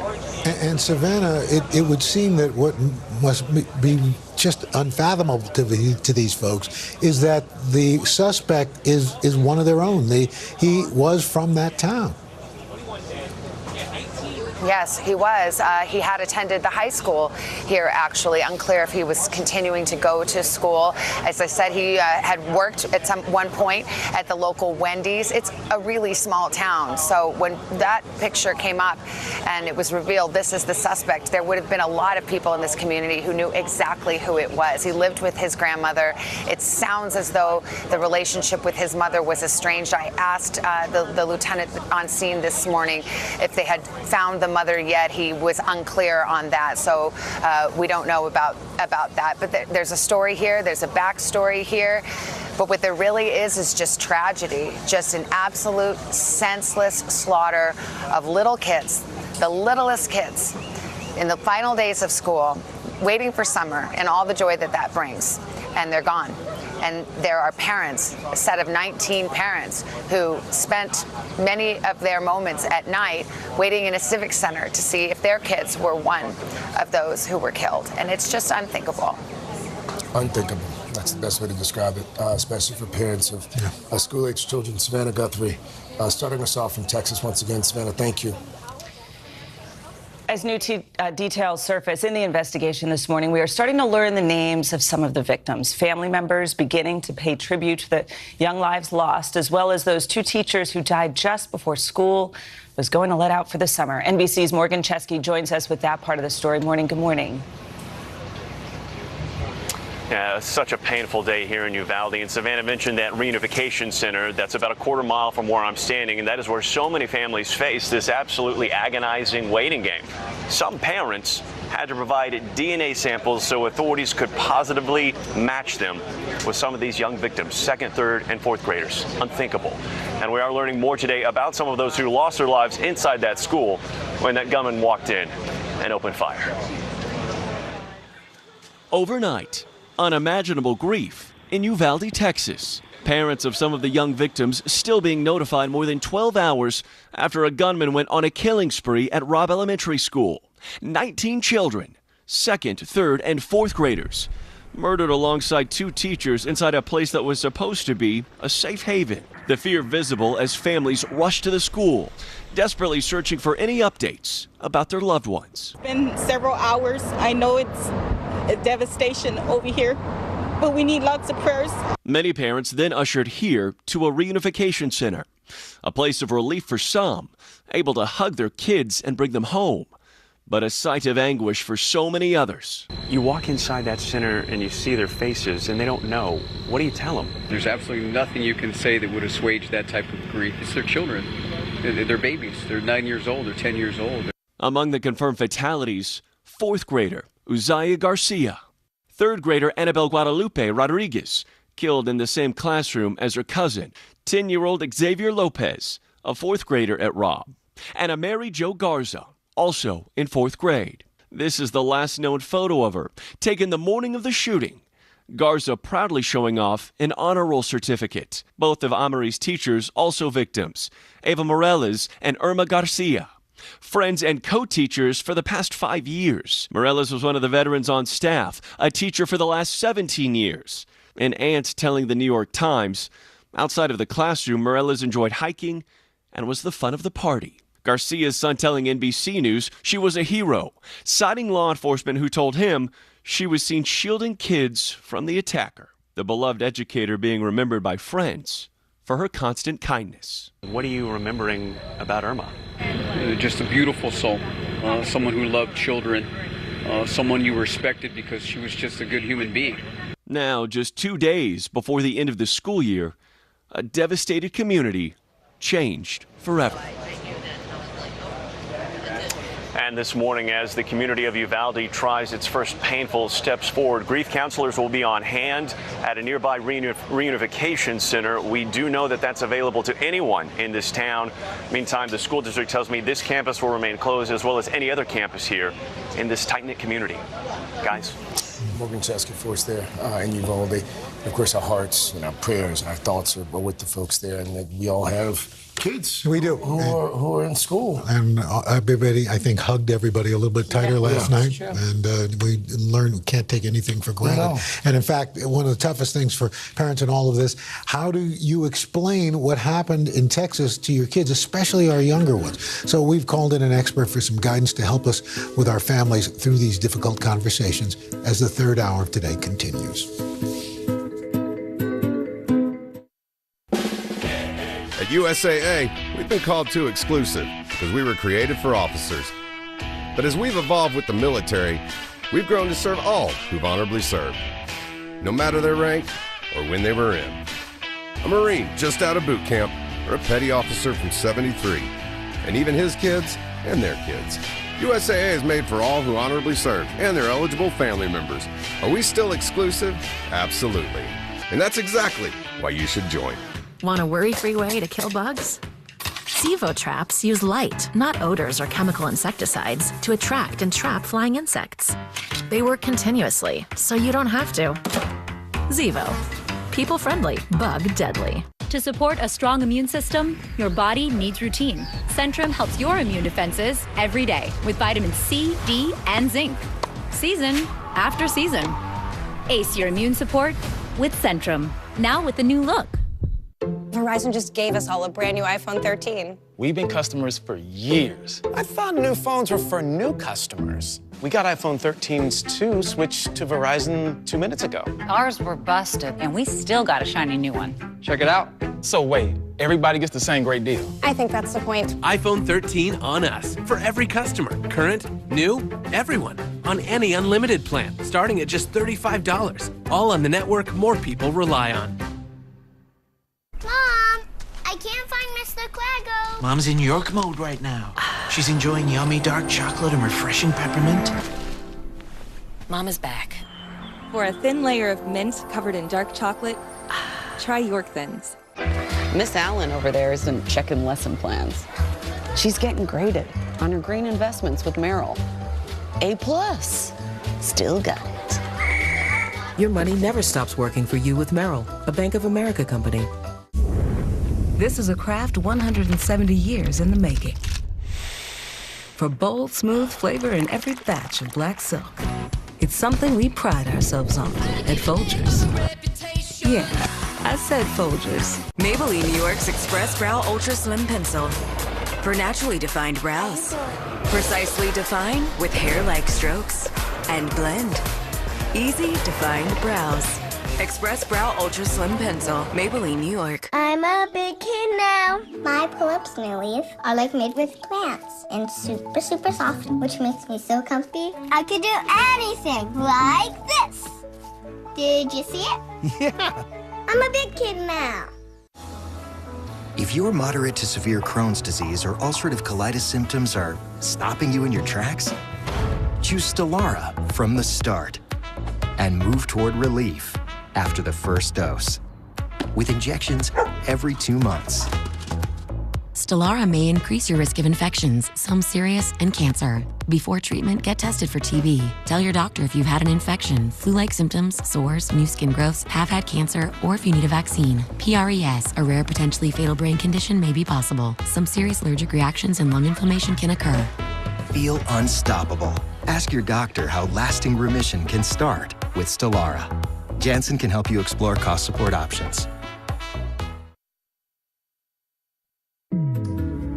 I think it's an understatement to say we're all trying to process the tragic event that took place yesterday in Uvalde, Texas, where at least 19 children and 2 teachers killed after a gunman opened fire at an elementary school. So this news comes with a lot of grief, anxiety for kids and adults alike. So we brought in licensed psychotherapist Tom Kirsting to discuss how to approach it all with your family. Tom, good to see you. Thanks for being here. You guys. You know, obviously we have to talk about this with our kids, and depending on their age, that'll determine how much and if we even do. But I would think as parents, first we've kind of got to get a grip on it ourselves before we sit down to talk with our kids about it. 100%. So our kids are like sponges. So what we are feeling and experiencing, everybody is grieving, you know, the whole country right now.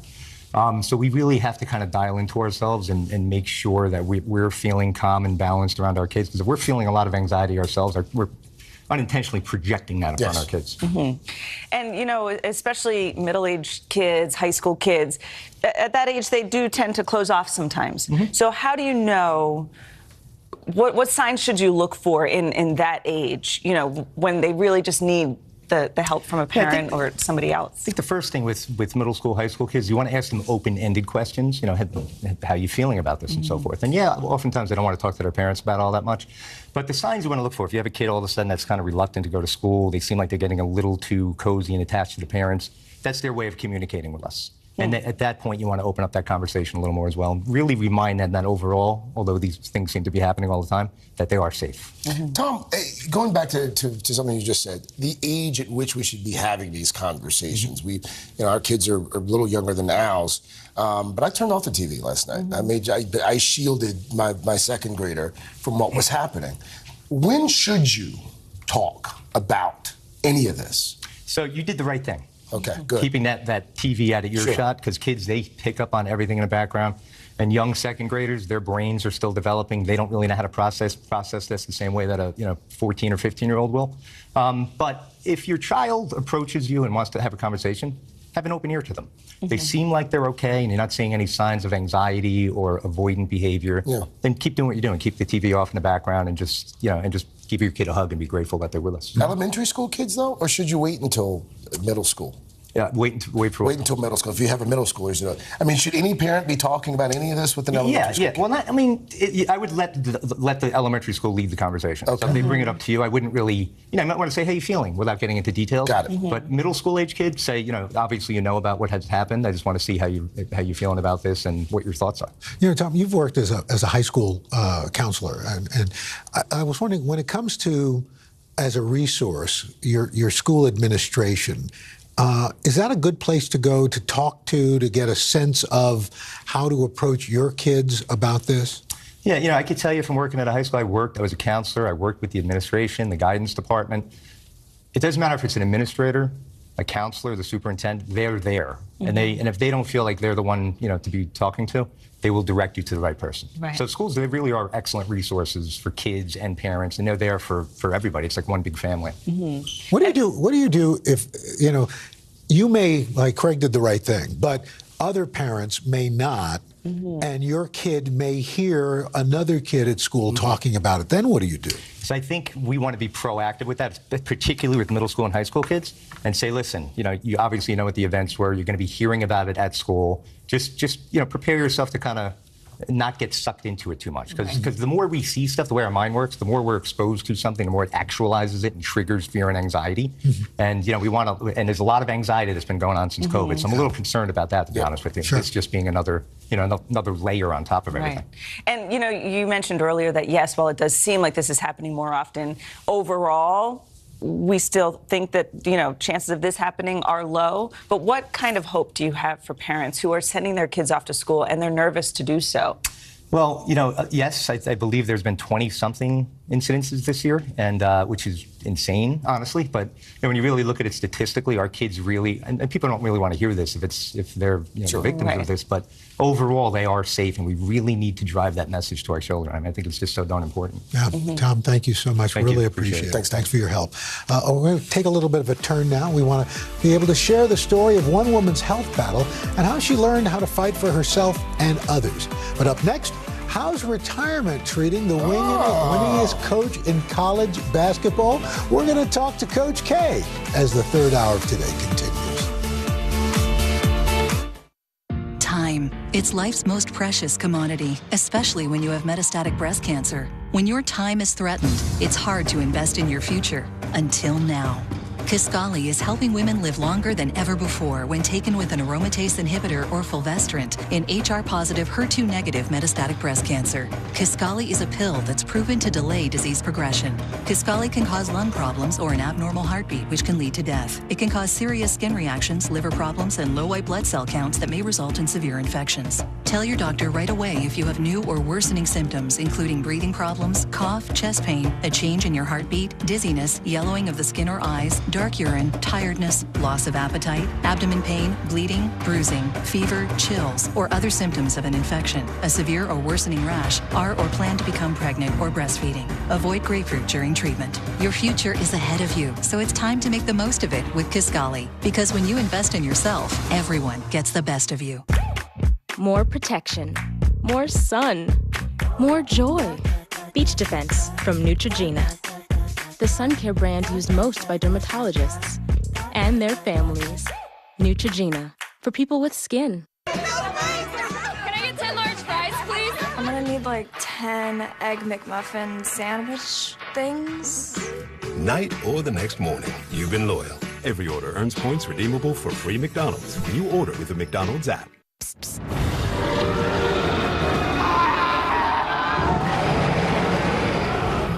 Allergies don't have to be scary. Spraying Flonase daily stops your body from overreacting to allergens all season long. Psst, psst. Flonase, all good. Where does your almond milk come from? Almond Brie starts here with our almond trees in our Blue Diamond Orchard in California. My parents' job is to look after them. And it's my job to test the product. Try new Almond Breeze Extra Creamy, our creamiest almond milk ever. It's very difficult for the family because you two go through everything that they go through. Maybe not in the same way, but you're still there. You can quit. For free help, call 1-800-QUIT-NOW. Doesn't your family deserve the best? Eggland's best eggs. Classic, cage-free, and organic. More delicious, farm-fresh taste, plus superior nutrition. Because the way we care is anything but ordinary. You're familiar with our tool aisle and our hardware aisle. But did you know online, the Home Depot has an accent table aisle and a sofa aisle, even a throw pillow aisle? Looks good, right? That's right. Though it's not in our stores, we have endless aisles of furniture and decor on HomeDepot.com. Oh, my. Ready to make any space feel like home.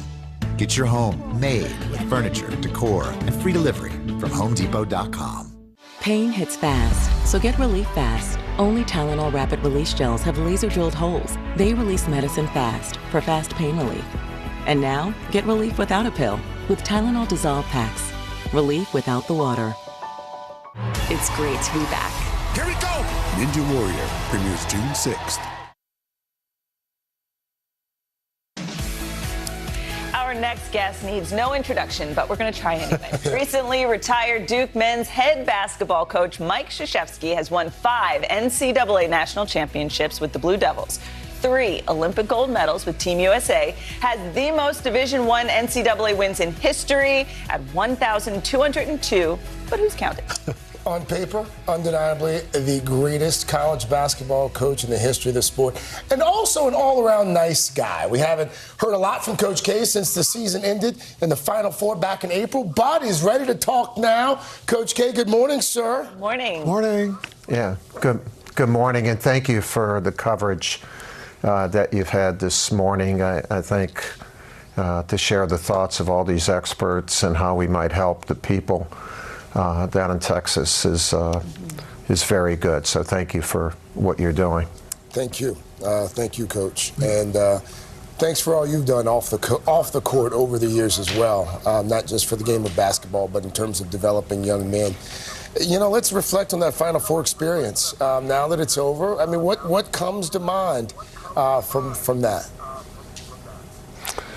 Well, really, I think when you coach for 47 years at West Point, Duke, and 11 years with the U.S., if you look back on one thing, whether it be a national championship or a loss in your final game, I think you're kind of an idiot for doing that. Like that, you have to, I just look back and say how lucky I've been. And to be with 3 amazing institutions, West Point, Duke, and USA Basketball. What an honor, and how lucky you are. And as a result, we won a lot. You're going to lose, and sometimes the losses are really stinging. But also the victories are amazing. And when you're in the arena, you have to accept both. And when I look back, I just say I'm a lucky guy, and I'm really happy and at peace, and moving on to some really good things, and trying to have our puppy trained. Hey, Coach, there's, a lot of players, I'm thinking Tom Brady, who retire and then decide, I don't want to retire, and they come back. Is this an official retirement? You're done. You're not going to come back.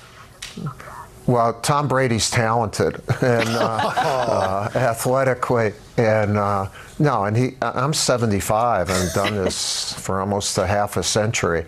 I'm on to other things, but dealing with people, my Emily Krzyzewski Center, helping a couple thousand kids in Durham, the V Foundation, speaking, and I'm also still an ambassador for Duke. I'm in my same office. I'm trying to help our university in the same ways that I did when I was coach, except I don't have to recruit, game plan, and John Shire's putting his program together really well, and I'll be in full support of that.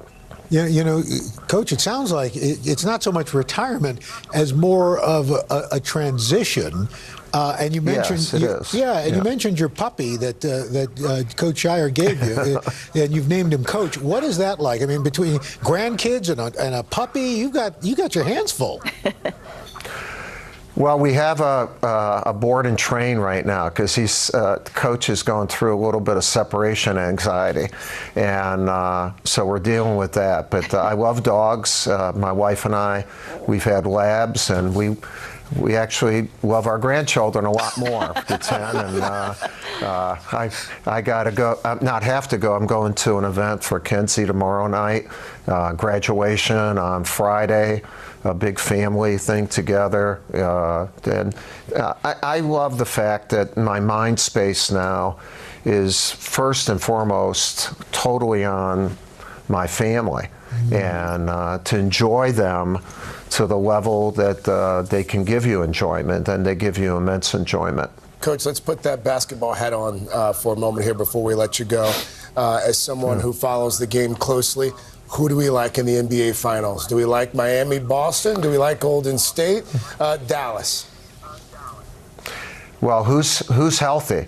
I think the East especially, they've beaten up on one another like crazy. That Milwaukee Celtics series was amazing basketball, and I think it took its toll a little bit on the Celtics, and then Miami's been with Kyle. Kyle played for me in the Rio Olympics.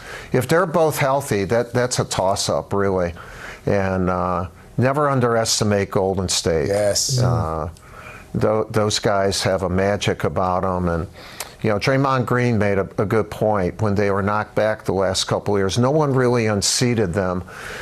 They were just hurt. Yeah, you lose Klay Thompson for 2 years. I coached him twice. He's a killer, man, and he's still not back to the level, but who knows as this keeps moving along. It's going to be exciting.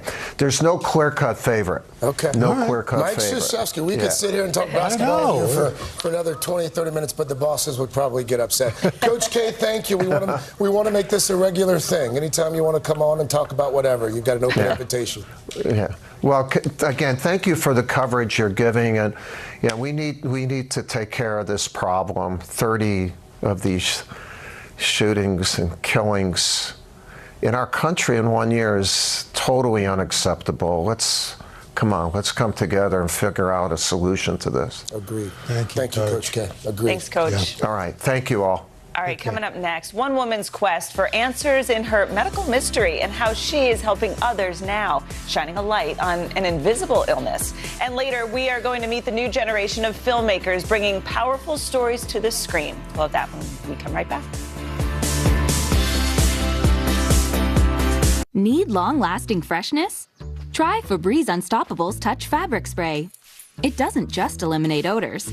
Simply shake and spray to unlock the breakthrough power of touch-activated scent technology that lasts, even hours later. That's because Febreze Touch stores scent in your fabrics, so you get bursts of freshness with every touch. Your whole world will come alive. Welcome home to fresh with Febreze Touch. You love rich, delicious ice cream, but your stomach doesn't. That disagreement ends right now. Lactate ice cream is the creamy, real ice cream you love that will never mess with your stomach. Lactate ice cream. I smoked and I have COPD. My children are really worried. My tip is send your kids a text. It may be the last time that you do. You can quit. For free help, call 1-800-QUIT-NOW. Our Hillshire Farm craftsmen start the day slow roasting turkey for incredible flavor. Then double seal every slice for freshness. The results? They speak for themselves. Hillshire Farm. Made right on the farm.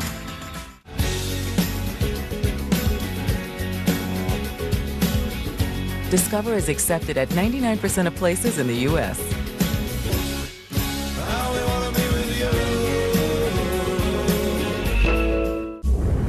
This is a craft 170 years in the making. For bold, smooth flavor in every batch of black silk. It's something we pride ourselves on at Folgers. Yeah, I said Folgers. Experience the perfectly balanced, rich flavors of Lindt Excellence by the Lindt Master Chocolatier. With less moderate to severe eczema, Why hide your skin if you can help heal your skin from within? Dupixent helps keep you one step ahead of eczema with clearer skin and less itch. Hide my skin? Not me. Don't use if you're allergic to Dupixent. Serious allergic reactions can occur that can be severe. Tell your doctor about new or worsening eye problems such as eye pain or vision changes, including blurred vision, joint aches and pain, or a parasitic infection. Don't change or stop asthma medicines without talking to your doctor. Ask your doctor about Dupixent. Don't move, Simon! AGT premieres Tuesday.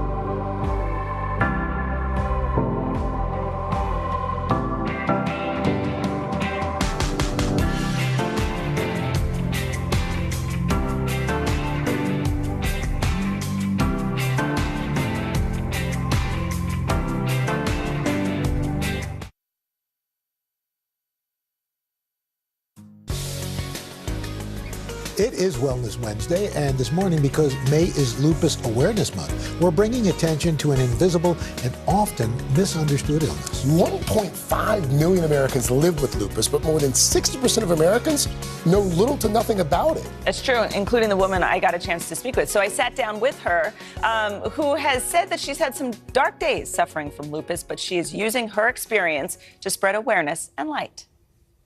With lupus is one of those things like the lottery. You don't know what's going to happen to you. Maria Alejandra Hernandez calls herself a lupus warrior. How much did you know about lupus before you were diagnosed with it? Nothing.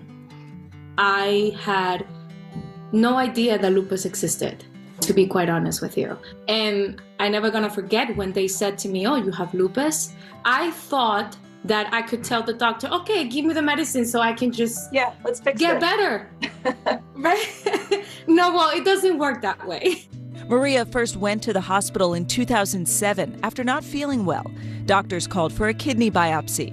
We just thought that we needed to take care of my kidneys, and it was not a deadly situation. 4 years later, Maria was 21, newly married to her college sweetheart, and trying to make it as an actress in New York when she started feeling run down. It started with a pain in my finger, I remember.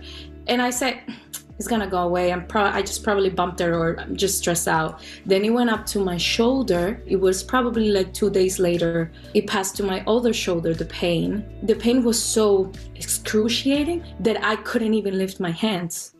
Maria was hospitalized for a month as doctors tried to diagnose her. Lupus was attacking my joints, and I couldn't move. I couldn't walk without the pain. Then I started getting the rashes. And I remember one of the doctors said to me that there was no cure. I felt like my life ended right there. Lupus is an autoimmune disease that causes the immune system to attack healthy tissue instead of fighting infections. 90% of people living with lupus are women, and symptoms are different for everyone. I gained a lot of weight. I started losing my hair as well. So I said, okay, I guess the arts is over for me. I heard that you kind of gave your husband an out. When you were told that you might not be able to have children, you kind of gave him an out and you said, go find somebody healthy. But he stood by your side. How important was that? He's so great with children. He always wanted kids. And I told him, I said, baby, I love you so much that I'd rather see you happy with somebody else. No hard feelings.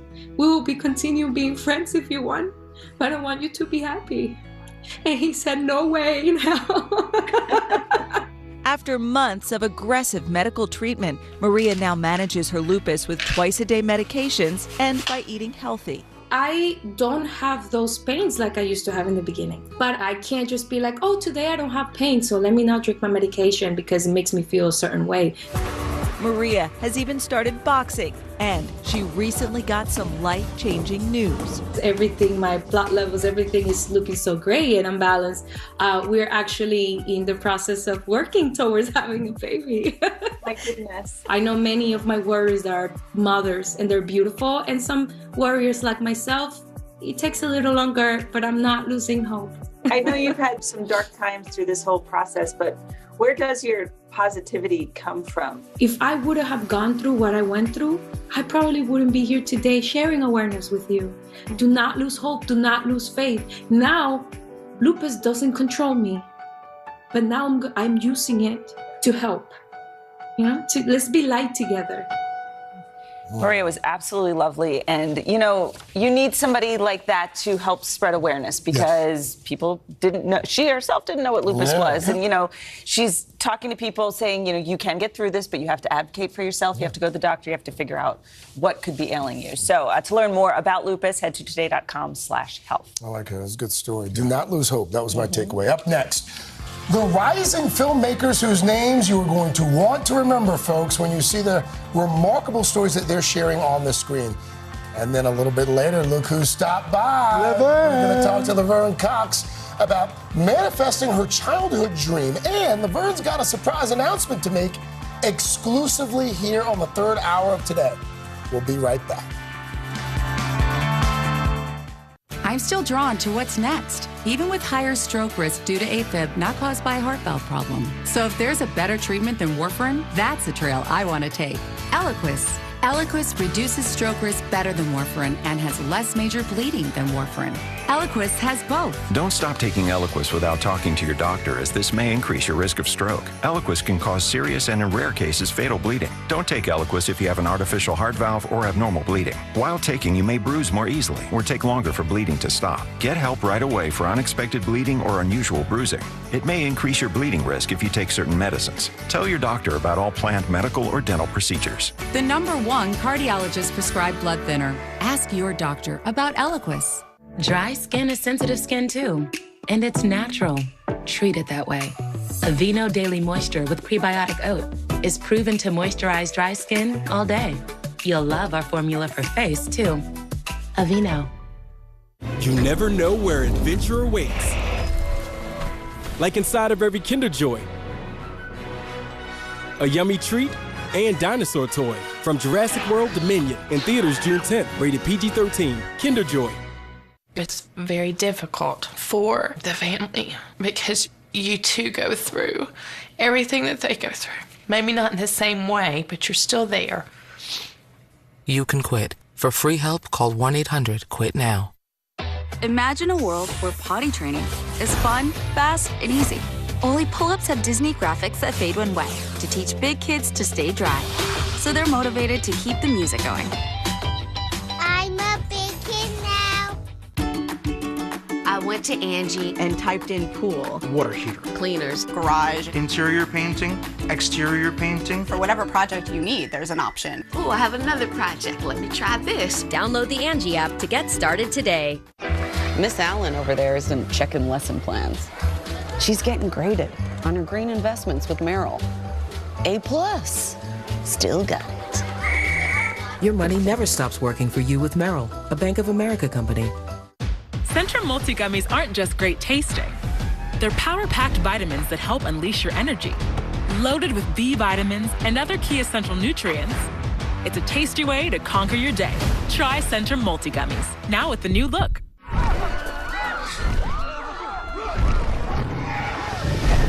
It's a good thing you bundled your home, auto, and RV insurance with Progressive. You save money, and you get round-the-clock protection. So don't worry, it's all under control. That's cool, we'll finish up here. Bye. That's why you go to the restroom before the movie starts. Get epic protection for your Dominion with Progressive. You know Folgers as a home brew, but let's hear it for our hometown. 1, 2, ready, play! Allow us to reintroduce ourselves. Folgers.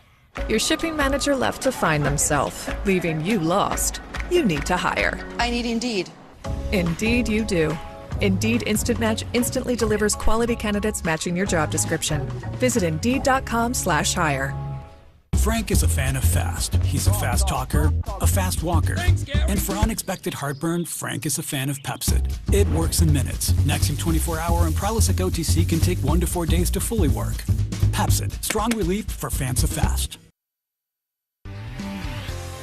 Generation Next is sponsored by Target. What we value most shouldn't cost more.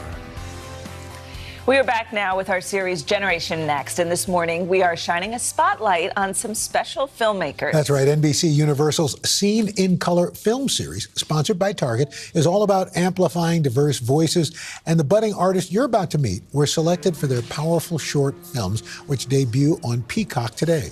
Directors Tayo Amos, Josh Leong, and Jane Chow, good morning and congratulations. Congratulations. It's just fantastic. So your films have been selected. Not only do your films get a home on Peacock, but you're going to be mentored by the great Will Packer, who is just such, straight out of Compton, Girls Trip. We'll start with you, Tayo. What does this mean for you?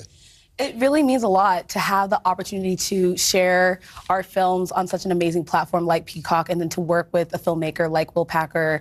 It really means a lot, and I'm excited to use this opportunity to, keep making more films. Mm-hmm. Yeah.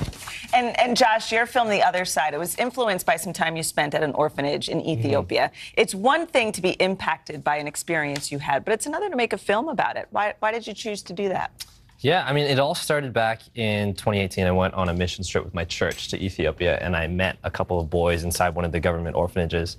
And it's just like getting to learn about, their hopes and dreams and fears, and learning that they're about to graduate, and there's 5 million orphans in Ethiopia. I think when you come back to the U.S., it really just stuck with me, and I was really convicted to write a script. And ultimately, I think that's what we do as filmmakers. We reflect the world around us, and we have a responsibility to tell stories that change the world. And I think there's things that we see all around us, not just on the other side of the world in our own backyard here in America. There's a lot of really urgent issues, and we see this like all the time. We see it this week. We see things in Texas. And I think we have an obligation to try to use film. And I think all of us have used film in a way that can help impact the world, open people's eyes to things that are happening. Really Good films. I had a professor in college. Good films, he said, make you feel something.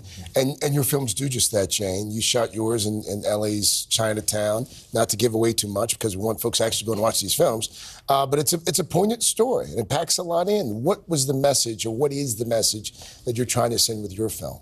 Yeah, my film is, Chinatown is such a big character in it. And because I was born and raised in Hong Kong and I moved here, immigrated here, Chinatown was one of the few places where I could find pieces of home. And so what I really hope people take away from the film is that they can see that the stories of Chinatown do matter, that Chinatown is a place that's worth protecting, and that we can amplify the voices, amplify our family-owned small businesses. And I just really hope people will visit and support their local Chinatowns. That would be great. So Tayo, your film, Magnolia Bloom, is actually a period piece based on a true story. Why did you want to tell this story? Yeah, so the co-writers of the film, Matt Mitchell and Joy Elaine, were inspired by Josephine Baker and her, really courageous act of when she was able to perform, but she sat down during a performance at the El Rancho Casino in Vegas. And her actions were the starting point for the civil rights movement in the West Coast, in Las Vegas, where,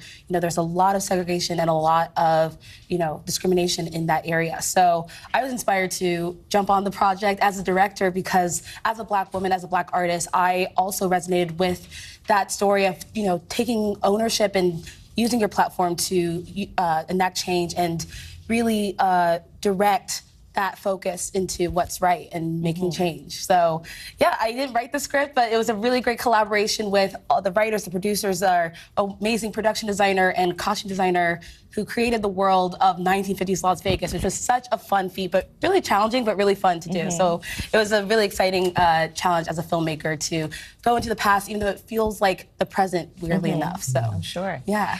So none of these films are documentaries per se, but short films do tell such an important story. So what is the message conveyed through a short film, and why are they so important? Well, I would say for short films, attention spans are shorter than ever, right? So I think with short films, we have the opportunity to really grab people's attention and to hone in on a specific moment and a specific theme. And I think all our films touch on, a specific moment in time in a character's life to shine, light on that moment and that issue. So I think as filmmakers as well, short films are a really great way to create our training ground. And really, you look at every filmmaker you admire, they started with short films because it's much easier to make, a 10-minute short film when you're starting to learn. And I think at least I can say that I'm ready for the bigger films, for a bigger canvas, but short films is a really great training ground. It's like the gym. It gets your reps in. Well, when you all do your feature films and you get nominated, you'll remember us. And come back and see us. Good. Absolutely. All right. Remember where you got started, okay? Okay. Remember who brought you to the dance. Yeah, okay? of course. Good to see you guys. Thanks so much. And we want to, you can actually watch each of these films today on Rotten Tomatoes and Peacock, which is the streaming service for our parent company, NBC Universal. Up next, we cannot wait to tell you about a little secret we've been keeping here. Laverne Cox is here. Can't give away too much, but she has an exclusive announcement ahead of her 50th birthday this weekend. Ooh, wow. Okay, we'll be right back. They told me to say it, Laverne.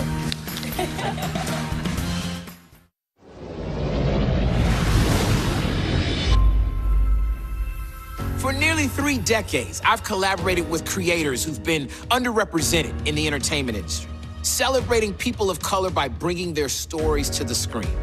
To continue this mission, I teamed up with Target and NBC Universal last year for the Seen in Color film series, spotlighting 3 diverse directors on the rise. This summer, we're doing it again, elevating the work of 3 more filmmakers of color, because what we value most should be heard by all.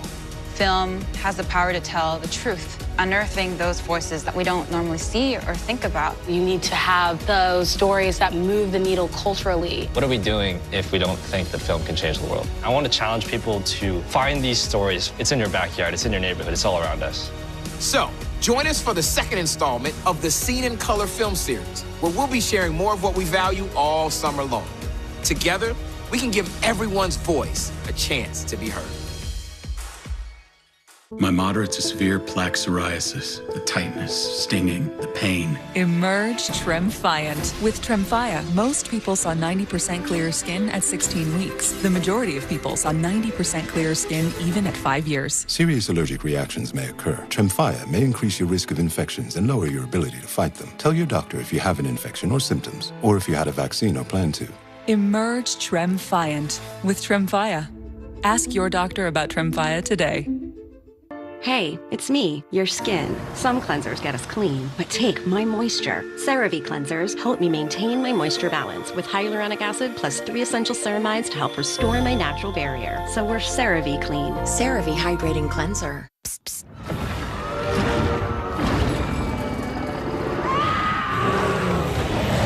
Allergies don't have to be scary. Spraying Flonase daily stops your body from overreacting to allergens all season long.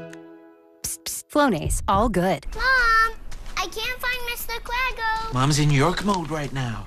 She's enjoying yummy dark chocolate and refreshing peppermint. Mama's back.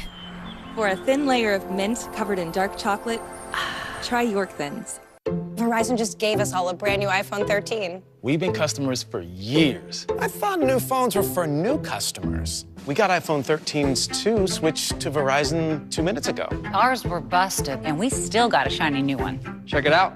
So wait, everybody gets the same great deal. I think that's the point. iPhone 13 on us. For every customer. Current, new, everyone. On any unlimited plan, starting at just $35. All on the network more people rely on. It's still the Eat Fresh refresh at Subway, and now they're refreshing their classics. Hold up. If you're gonna talk about classics, you should get a classic. Classic refresh. Because the classic sweet onion sauce you love is getting refreshed on the new sweet onion steak teriyaki. So how are we gonna refresh the Tom Brady ending? I got an idea. You take the tagline, buddy. You got a refresh too? A line? It's on the teleprompter. He had one job. Subway keeps refreshing and refreshing and refreshing. When you really need to sleep, you reach for the really good stuff.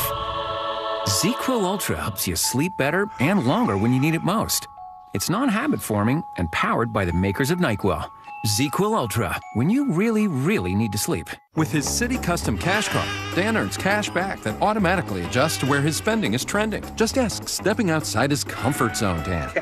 I don't know where the hole for this is. Or fourth time streaming that period drama, Dan? You just made me miss your best line, so now I'm gonna have to start it again. Even insisted he didn't need directions, Dan. Okay, I'm not lost, I'm exploring. That said, do you know where I am? Earn 5% cash back in your top eligible spend category up to $500 spent each billing cycle with the City Custom Cash Card.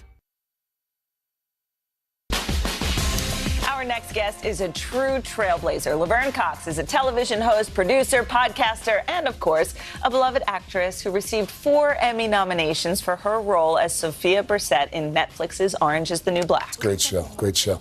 Back in 2015, Laverne also took home a Daytime Emmy as executive producer of the documentary Laverne Cox Presents The T Word. And just this year, she became a colleague. She joined the NBC family as host of Live from E! And today, Laverne Cox is revealing something very exciting, exclusively here on the Third Hour. She's here to fill us in on it. Laverne, good morning. Good morning. Good morning. It's good to see you again. It's good to meet you. I'm really excited. What is this? I am so honored and excited to announce that there is now a Laverne Cox Barbie doll. Wow. Wow. I'm the latest person to have a Barbie created in their image by Mattel. Yeah. They have this incredible Barbie tribute series with incredible people like Ava DuVernay and Brandy, etc. And I'm the latest person to be so honored. Craig, do you want to show them? Yes, let's do it. We have it here. Here we go. Oh, my goodness. So this is the reveal. No one has seen this before. Drum roll, please. Okay. Exclusively here on the Today Show. Ready? Exclusively. Yes. Drum roll. Drum roll. Here we go. Here it is. 2, 1. Your likeness well. So I have to tell you this part. So I was like, I want her to have multiple outfits, and they said to make it cost effective, so if people can afford it, it's $40 retail.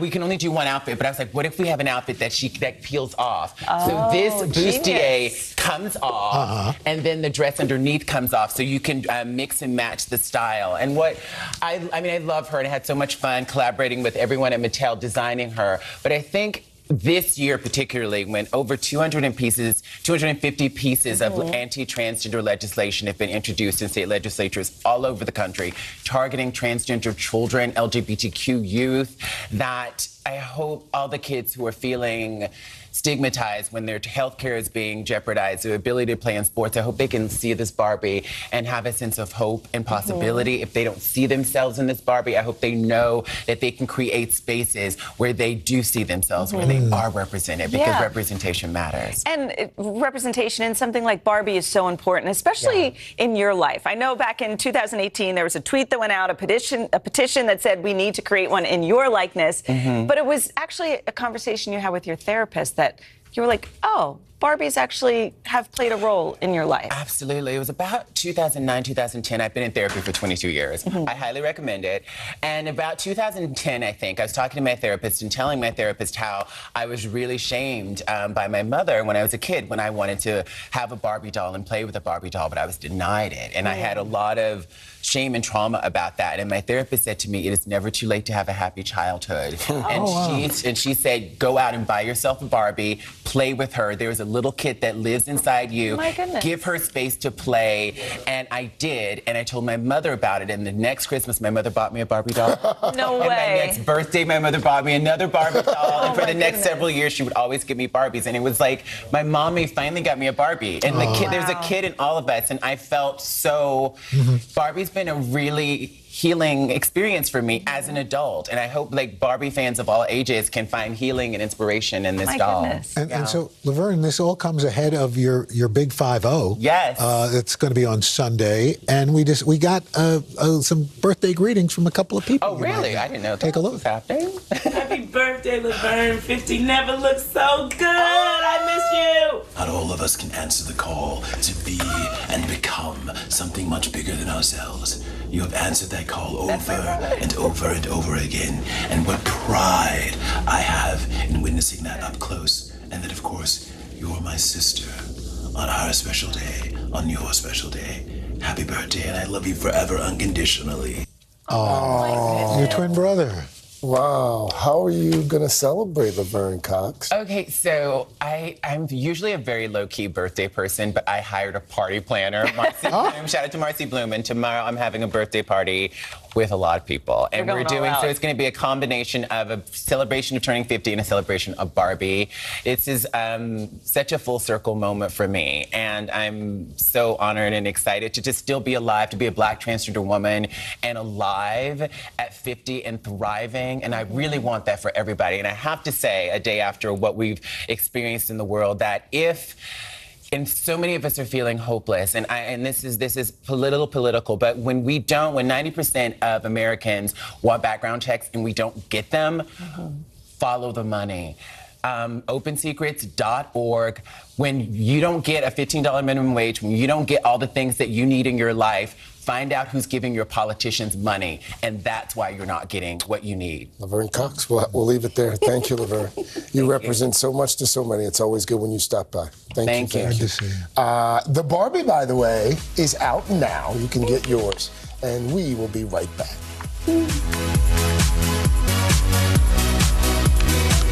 I love it. From Brooklyn, we're next to the subway station. The state's reservoirs are alarmingly low. War will pass them by.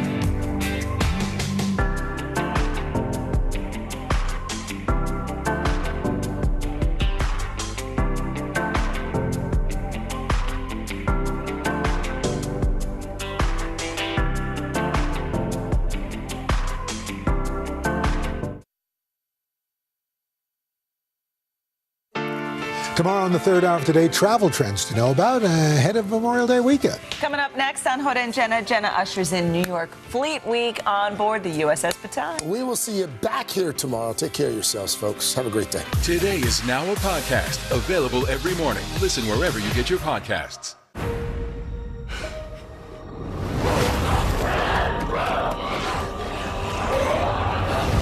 Humans and dinosaurs can't coexist. Rated PG-13.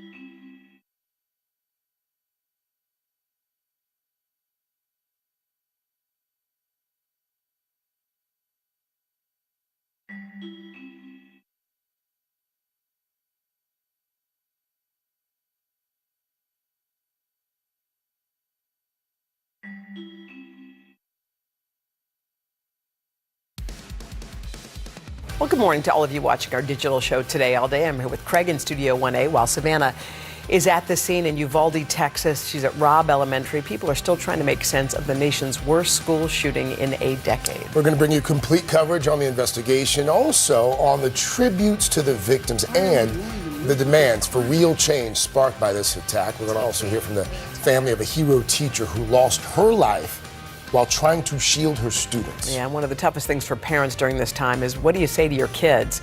We called in an expert to guide your family through those tough conversations. All that, plus we're also going to spend some time honoring the military ahead of Memorial Day, because Jenna set sail with service members on a historic Navy ship as they arrive for New York's first Fleet Week since the pandemic. It's all coming up on Today in 30, starting with Savannah in Uvalde. I've come to Uvalde, Texas, outside of Robb Elementary School this morning, now the scene of the nation's second deadliest school shooting on record. And for this moment, Hoda and Craig, it feels like the saddest place on earth. Has to be. Yeah, and I think, as we were saying, a lot of parents looked at their kids last night after seeing this and thought to themselves, like, oh my gosh, I get to tuck my child in today. You cannot imagine what those parents are going through. We all hugged our kids just a little bit tighter last night. Yeah, little hands getting a little tighter squeeze this morning. There's no question every single person can relate. We have complete coverage for you this morning. We're going to tell you more about the victims, about the investigation, and the very vocal calls for change this morning sparked by yet another unthinkable attack. We're going to begin with NBC senior national correspondent Tom Yamas. He is joining us here in Uvalde this morning. Tom, good morning to you. Savannah, good morning to you. This is not the first time something like this has happened here in America, but it's still so hard to understand how something so evil could happen in a place where second, third, and fourth graders spend some of their best days. And I want to point something out here, Savannah. Behind me, you can see that sign. I think you can make it out. It says, welcome to the school here, but it also says, bienvenido. This is a Hispanic community. So many of these families left behind so much in their native countries. They came here for a better life. And when you speak to them this morning, they'll tell you they've lost everything. 412 to all EMS units, stand by. Do not attempt to get closer. We got shots fired. The first emergency calls coming Tuesday morning, and they were horrific.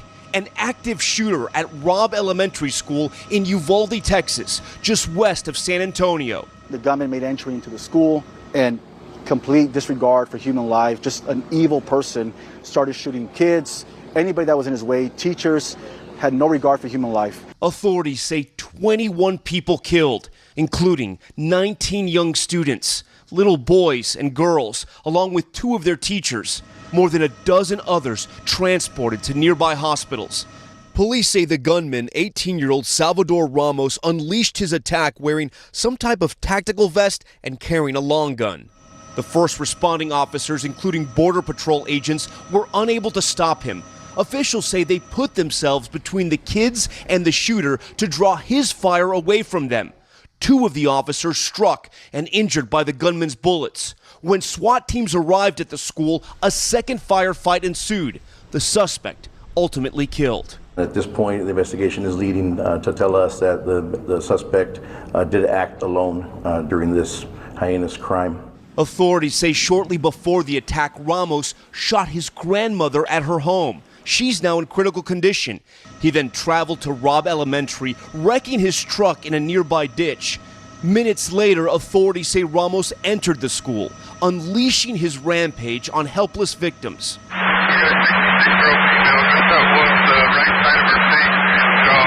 Law enforcement came in. They locked down the school really quickly, and they started evacuating children out through breaking windows and pulling children out. Bobby Studer's wife, Terry, is a math teacher, just days away from retiring, and was inside when the deadly shots rang out. I had just taken her some flowers, and the minute I got in my pickup, I heard a couple of shots. Terry escaped uninjured, but her colleague, Eva Morales, a fourth-grade teacher and educator for 17 years, was killed. The school's campus now a massive crime scene as investigators try to piece together what's now the deadliest school shooting in Texas history. My heart was broken today. We're a small community, and we'll need your prayers to get us through this. Texas Governor Greg Abbott calling the tragedy a senseless crime. In just 2 days, he was scheduled to join Senator Ted Cruz and former President Donald Trump at the National Rifle Association's annual conference in Houston. Overnight, President Biden expressing his frustration with the NRA. When in God's name we do what we all know in our gut needs to be done. This morning, families and a community dealing with the unthinkable. Their children and loved ones are gone. And this may be the most painful image. Instead of school buses driving away, a fleet of hearses. Another school day in America, ending in tragedy. 21 people, 19 children and 2 teachers lost their lives when an 18-year-old gunman opened fire brutally inside the classrooms. And one of those teachers was Eva Morales. She taught the 4th grade. Her cousin, Amber Ibarra, is with us now. Amber, good morning to you. Thank you for being with us. We wish we could wrap our arms around you. We just send you our deepest sympathies this morning. Thank you so much. I appreciate your time and being here to honor not just my family, but all the families that have been affected by this tragedy. Amber, how is the family doing? I know your cousin had a husband and a daughter. How are they holding up? I hope to talk to them more and to kind of see what I could do to support them. I know everyone is going through a lot. This is a very sudden and very traumatic, and no one walked in to that school yesterday knowing that anything like this was possible. And so my heart and my prayers are going out to them. Eva had been a teacher and educator for 17 years and was very proud of that. She was teaching 4th grade. She often taught special ed, special needs. What kind of person was she? She was absolutely vivacious. She was definitely an adventurer. And, you know, it breaks my heart. I just saw her for Christmas this last December. And she was just, her cooking was amazing. Her laughter was contagious. And she's going to be missed. And I just completely feel for everyone who lost a loved one yesterday. What did teaching mean to her? You know, I can't really speak for her, but I will say that she did love what she did at the school, and she put her heart into everything that she did. There have been some reports that she was trying to protect the students at the moment that she lost her own life, which I'm sure does not surprise you. Does that sound like the woman you know? 100%. She is a hero. What about this town? It's a small town. Correct me if I'm wrong, I think you went to elementary school here. What is this town like? Yes, I grew up there in Uvalde. Actually, I am going to Uvalde this morning to visit family. The house I grew up in is just a minute away from Robb Elementary, and I did go there as a kid. So did my younger brother. And it is a tight-knit community. Everyone knows everybody. My cousin Ruben is in law enforcement there, who's Eva's husband. And yeah, everyone's just very close to one another. And I hope that we could support each other in this very tough time and see what we could do to rise up as a community and be there for one another, because these families need it. Amber, thank you so much. Thank you for sharing your memories of Eva. We will remember her too. Eva Morales, 4th grade teacher, mother, and wife. Our condolences to you and her family.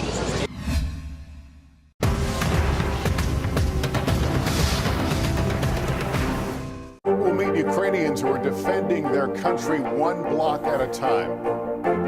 When you were are still in Kiev. Could you hear the bombing? My name is Lester. Who's this? NBC News, streaming free now. We're here to start conversations about the big things happening in our world, because it's not my job to tell you what to think.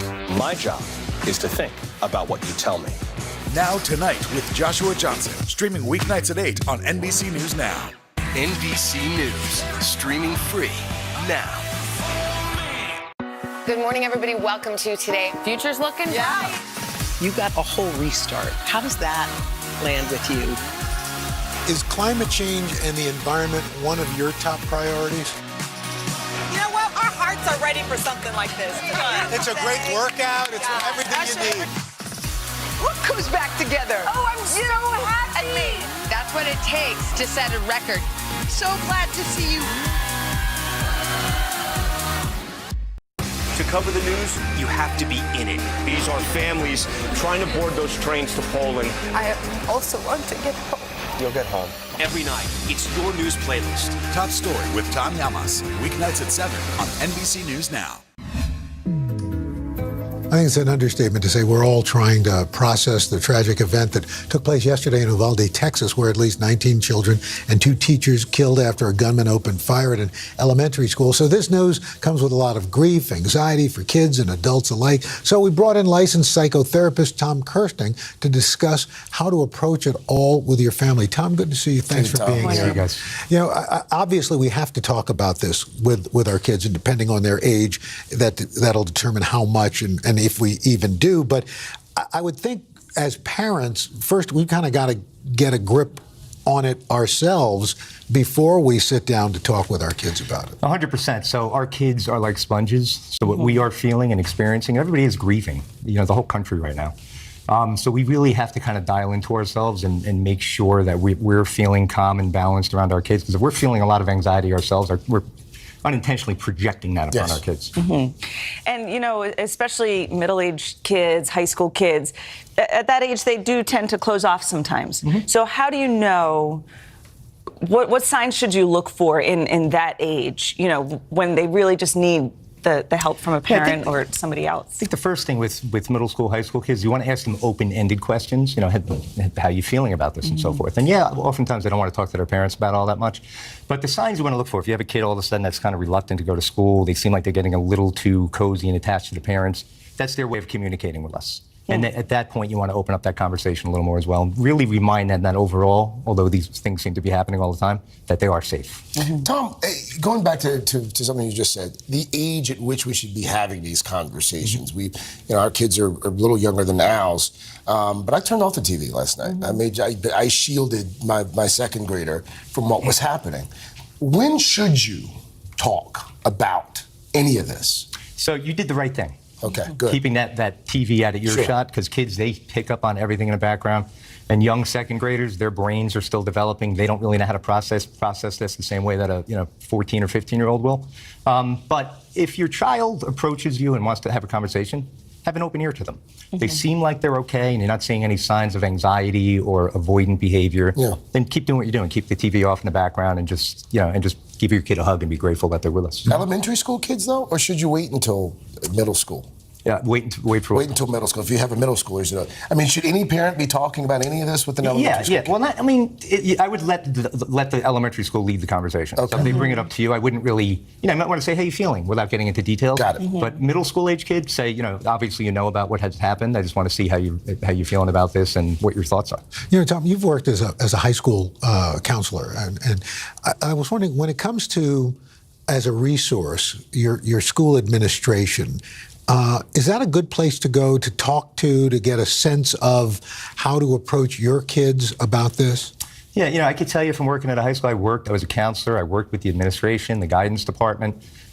It doesn't matter if it's an administrator, a counselor, the superintendent, they're there. Mm-hmm. And if they don't feel like they're the one, to be talking to, they will direct you to the right person. Right. So schools, they really are excellent resources for kids and parents, and they're there for everybody. It's like one big family. Mm-hmm. What do you do if, you may, like Craig did the right thing, but other parents may not, and your kid may hear another kid at school talking about it. Then what do you do? So I think we want to be proactive with that, particularly with middle school and high school kids, and say, listen, you obviously know what the events were. You're going to be hearing about it at school. Just prepare yourself to kind of not get sucked into it too much, because the more we see stuff, the way our mind works, the more we're exposed to something, the more it actualizes it and triggers fear and anxiety.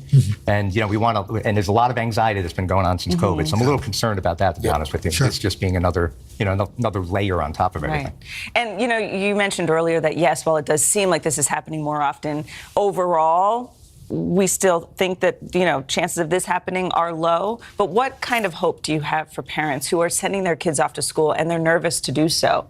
Well, yes, I believe there's been 20-something incidences this year, and which is insane, honestly. But when you really look at it statistically, our kids really, and people don't really want to hear this if they're victims of this, but overall they are safe, and we really need to drive that message to our children. I think it's just so darn important. Yeah, Tom, thank you so much. Really appreciate it. Thanks for your help. Now Tonight with Joshua Johnson, streaming weeknights at 8 on NBC News Now. Sometimes the news can be difficult and overwhelming for kids to understand. Ukraine and Russia. Could you help me understand what's going on? So to help make sense of it, we've created a newscast just for them. We hope your family will watch Nightly News Kids Edition. We'll meet Ukrainians who are defending their country one block at a time. When you were still in Kiev, could you hear the bombing? My name is Lester. And who's this? Hallie Jackson Now, weekdays at 5 on NBC News Now. Now Tonight with Joshua Johnson, streaming weeknights at 8 on NBC News Now. For breaking news in our changing world, download the NBC News app. Sometimes the news can be difficult and overwhelming for kids to understand. Ukraine and Russia. Could you help me understand what's going on? So to help make sense of it, we've created a newscast just for them. We hope your family will watch Nightly News Kids Edition. Hallie Jackson Now, weekdays at 5 on NBC News Now. To cover the news, you have to be in it. These are families trying to board those trains to Poland. I also want to get home. You'll get home. Every night, it's your news playlist. Top Story with Tom Llamas, weeknights at 7 on NBC News Now. Hallie Jackson Now, weekdays at 5 on NBC News Now. These days, it feels like the news never stops. So let's get into it. What's happening right now, what it all means for you for an hour every day. It can be hard to keep up, so let's get started together. Hallie Jackson Now, weekdays at 5 on NBC News Now.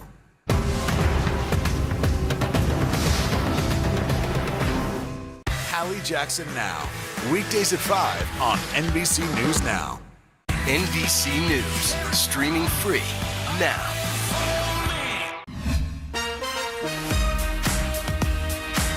We are back with our Today exclusive, and it's an exclusive that's tied to the return of Fleet Week here in New York. It's back for the first time since 2019. At 8 decades in the making, the event is a way to celebrate the military's sea services, bringing tens of thousands of sailors and visitors to our 5 boroughs here. And how lucky is Jenna? She packed her bag yesterday, got on a helicopter, spent the night. She was invited aboard that ship. It'll be the first to shore this morning. JBH, how is it out there? Yeah, morning, guys. Yes, I'm here on the USS Baton, and I had an incredibly moving day with the nearly 1,500 crew members. Y'all, the motto here, courage, honor, commitment, words that are lived and practiced every day. The day began miles away. Let's do it. Off the shores of New York City. I was suited up and ready, and soon flying high above the water. My destination? The USS Baton, one of the U.S. Navy's finest amphibious ships, ready for battle on land and at sea. The last time I was on a ship this big was over 15 years ago, when the USS George H.W. Bush was named after my Gampy, who served in the Navy himself. As we closed in on the Baton, we were greeted by the ship's commanding officer, Captain Joseph Murphy. My day aboard the ship was only just beginning. But for these 1,400 sailors and Marines, their day started much earlier. Normally, I'm up around 5 o'clock, go eat breakfast from 5 to 6, and then start my day with my division at 7:30. The first chow call of the day is 0500 in the Big Five Cafe. The pancakes, blueberry. Magically delicious. Followed by all hands on deck cleaning order. Every single person on the ship must stop and clean every day to keep the crew healthy and the ship in tip-top shape. From there, the day is a burst of energy, especially during operations on the flight deck. A steady stream of aircraft, allowing pilots and deck crew alike to hone their skills. Jenna? Hi, I'm Lieutenant Emily Scarborough. Lieutenant Emily Scarborough is a fire control officer and one of the many women stationed here on the Bataan. She's been assigned to be my battle buddy. Open it like this, and then you do the lever. That looks like you have to be pretty strong. Yeah, Is that right? a little bit. Okay, are you And going then to put me to the test? Yep, so let me close this door first. You have to close that door before Yeah, you have to close this door first, and then now Ready? we'll test. Yep. So you do the lever? Yep, lever first, pull all the way up, and then down. Wait, pull it. Yeah, there you go. Here we go. You're pro already. I was going to say I'm learning from the best. And to show me what life's really like on board. Yeah, so this is where we live. And then, yeah, flip around. There you go. Oh, yeah. Wow. Yeah. Yeah, so and then they'll close like... hard to read. Yeah. So you can go like that. All right, good night. And I was all in. Hold on to this, hold on to this. Yeah. And then... just... Goodbye.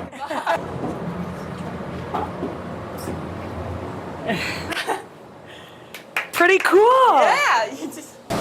Now I'm going to show you where I work. This is where I work. Wow. Lieutenant Scarborough also showing me the amazing ways to get from ship to shore. The LCAC is a landing craft air cushion, so Yeah. it'll rise up on its cushion. We'll ballast it down in the well, and then this is the way we get Marines ashore. Wow, that's super cool. But there's even more to see on the bridge with Captain Murphy. Is this your seat? This is, we call this the Game of Thrones. Yes.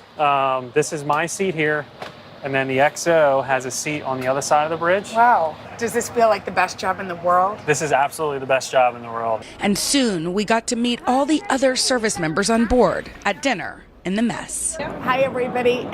Is this your first Fleet Week? Anybody's first? Yeah. First? Everybody's first? What's the ship like? Very fast-paced. It is a constantly moving beast. The standout crew working hard and making their captain proud each and every day. Tell me about the women and men that work on the Bataan. They are special. They're world class. They're what makes this thing go, for sure. Yeah, I can sense the pride. Yes. They never cease to amaze me. And I also like your sort of 3 words to live by. Yes, honor, courage, and commitment, and it is a fantastic motto, and this crew epitomizes that. An unforgettable experience at sea with the incredible men and women who work tirelessly to protect our nation. Honor, courage, and commitment. That was, Jenna, that was amazing. But okay, we were seeing some of the shots of the USS Bataan coming into New York from our perspective. But what was it like from yours to roll into the city? Y'all, it has been an inspiring morning. We watched America's finest dress in their formal uniforms. They manned the rails, which is what this is called. Many of them have never been to port. Many have never been to New York City. And we sailed under the Verrazano Bridge, past the Statue of Liberty, which of course is a symbol of freedom and hope. And also we had an incredibly moving moment where we passed the World Trade Center Memorial. And it was really beautiful because the Bataan was actually the first ship here helping in the heels of 9/11. So there were some tears, some moving moments, and you all, as although we're here sailing on the Hudson, our hearts are in Texas, my home state, and in fact, the flag that flies over this beautiful boat as soon as we pull into port, which we're doing right now, will be lowered to half-mast. Now Tonight with Joshua Johnson, streaming weeknights at 8 on NBC News Now.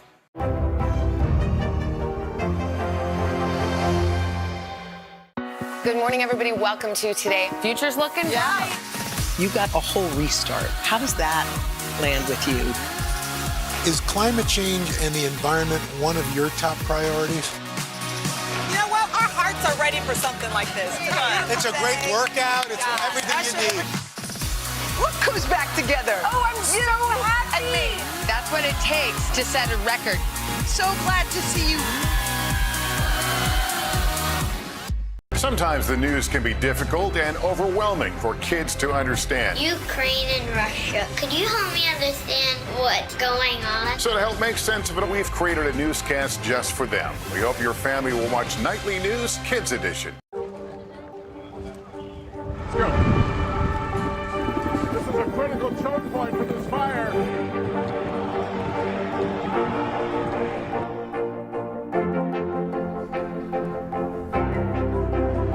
And good evening from New Orleans. Nice to spend some time with you. Appreciate it.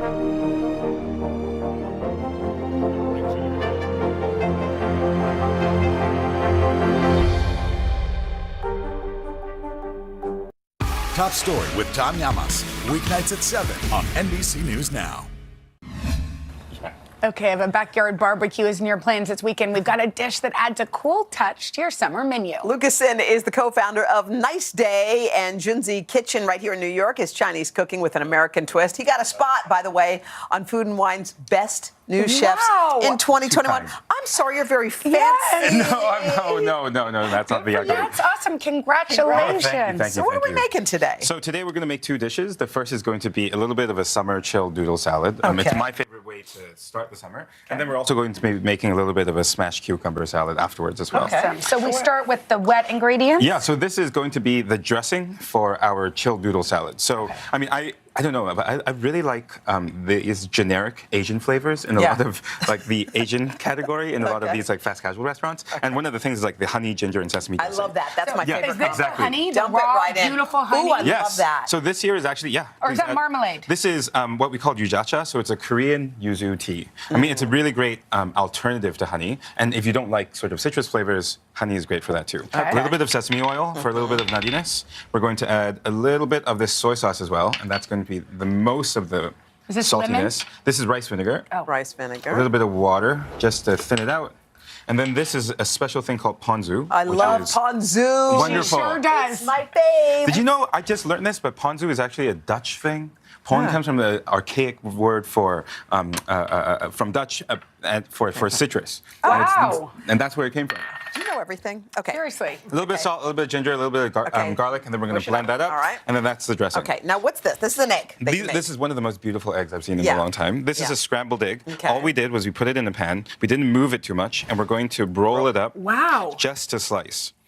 And what are you going to do with that? Slice this becomes, well, put it this way, right? When we're eating noodles, you want everything to go in every single bite. Oh, yeah. So for that reason, you want everything to cut and to look like noodles. All right. So that's what those scrambled eggs are you going want to be. everything to be in the shape of a noodle when you eat So a when you noodle. pick it up, it's Careful easy. with the cleaver, please. You better do that. I'm going to handle this one. Good. Okay. So, radicchio, a little bit, a little bit of bitterness here. This is going to be shredded finely, also noodle style. Okay. Yeah. So that's what we want to do there. Perfect. You got cubes. And let me tell you how to do these cucumbers. So cucumbers are made of cucumber stuff and water. Okay. Water doesn't taste like anything. So the best way to deal with the cucumber is to cut it out? Take the middle out? You want to take out all those seeds. Oh, look, you can eat the seeds. Yes, you can. It's almost like, it's kind of like, here. Here. It's like cucumber caviar. Yeah. Oh, okay. I mean, this is the most watery part of it. Okay. But you can. There are dishes where you just cure this too. I mean. All right, we're gonna have to cruise because let's cruise. We're barely gonna get through the first one. Okay, here, you want me to make a dish? Please. Okay. The best way to chill the noodles is after you cook them. Don't rinse them in water. Just let them chill in the refrigerator. Okay. Add a little bit of oil. All right. And you're gonna dress everything together. Okay, this is the sauce we made, right? Yes. Pour it in. All over. Toss it all over. Or you can plate it like this. Yeah, it's on there. Sauce in it. Try it, Jen. Is some seaweed ground? Yes, please. Nori. Nori. Beautiful. Here you go. Okay, this looks beautiful. Light, refreshing. Customize it. If you like some chicken in there, you can put some chicken in there. But this is just like that. Vegan for now. What's that? Just something you poured on top? Vegan. Yep. Okay. Beautiful. So the second thing we're going to really yummy. The second dish we're going to be making is a traditional Chinese salad. Okay. It's called a smashed cucumber salad. Okay. Here's the dressing. You have about 10 seconds, so. Hot oil. Here. For dramatic effect. Whoa.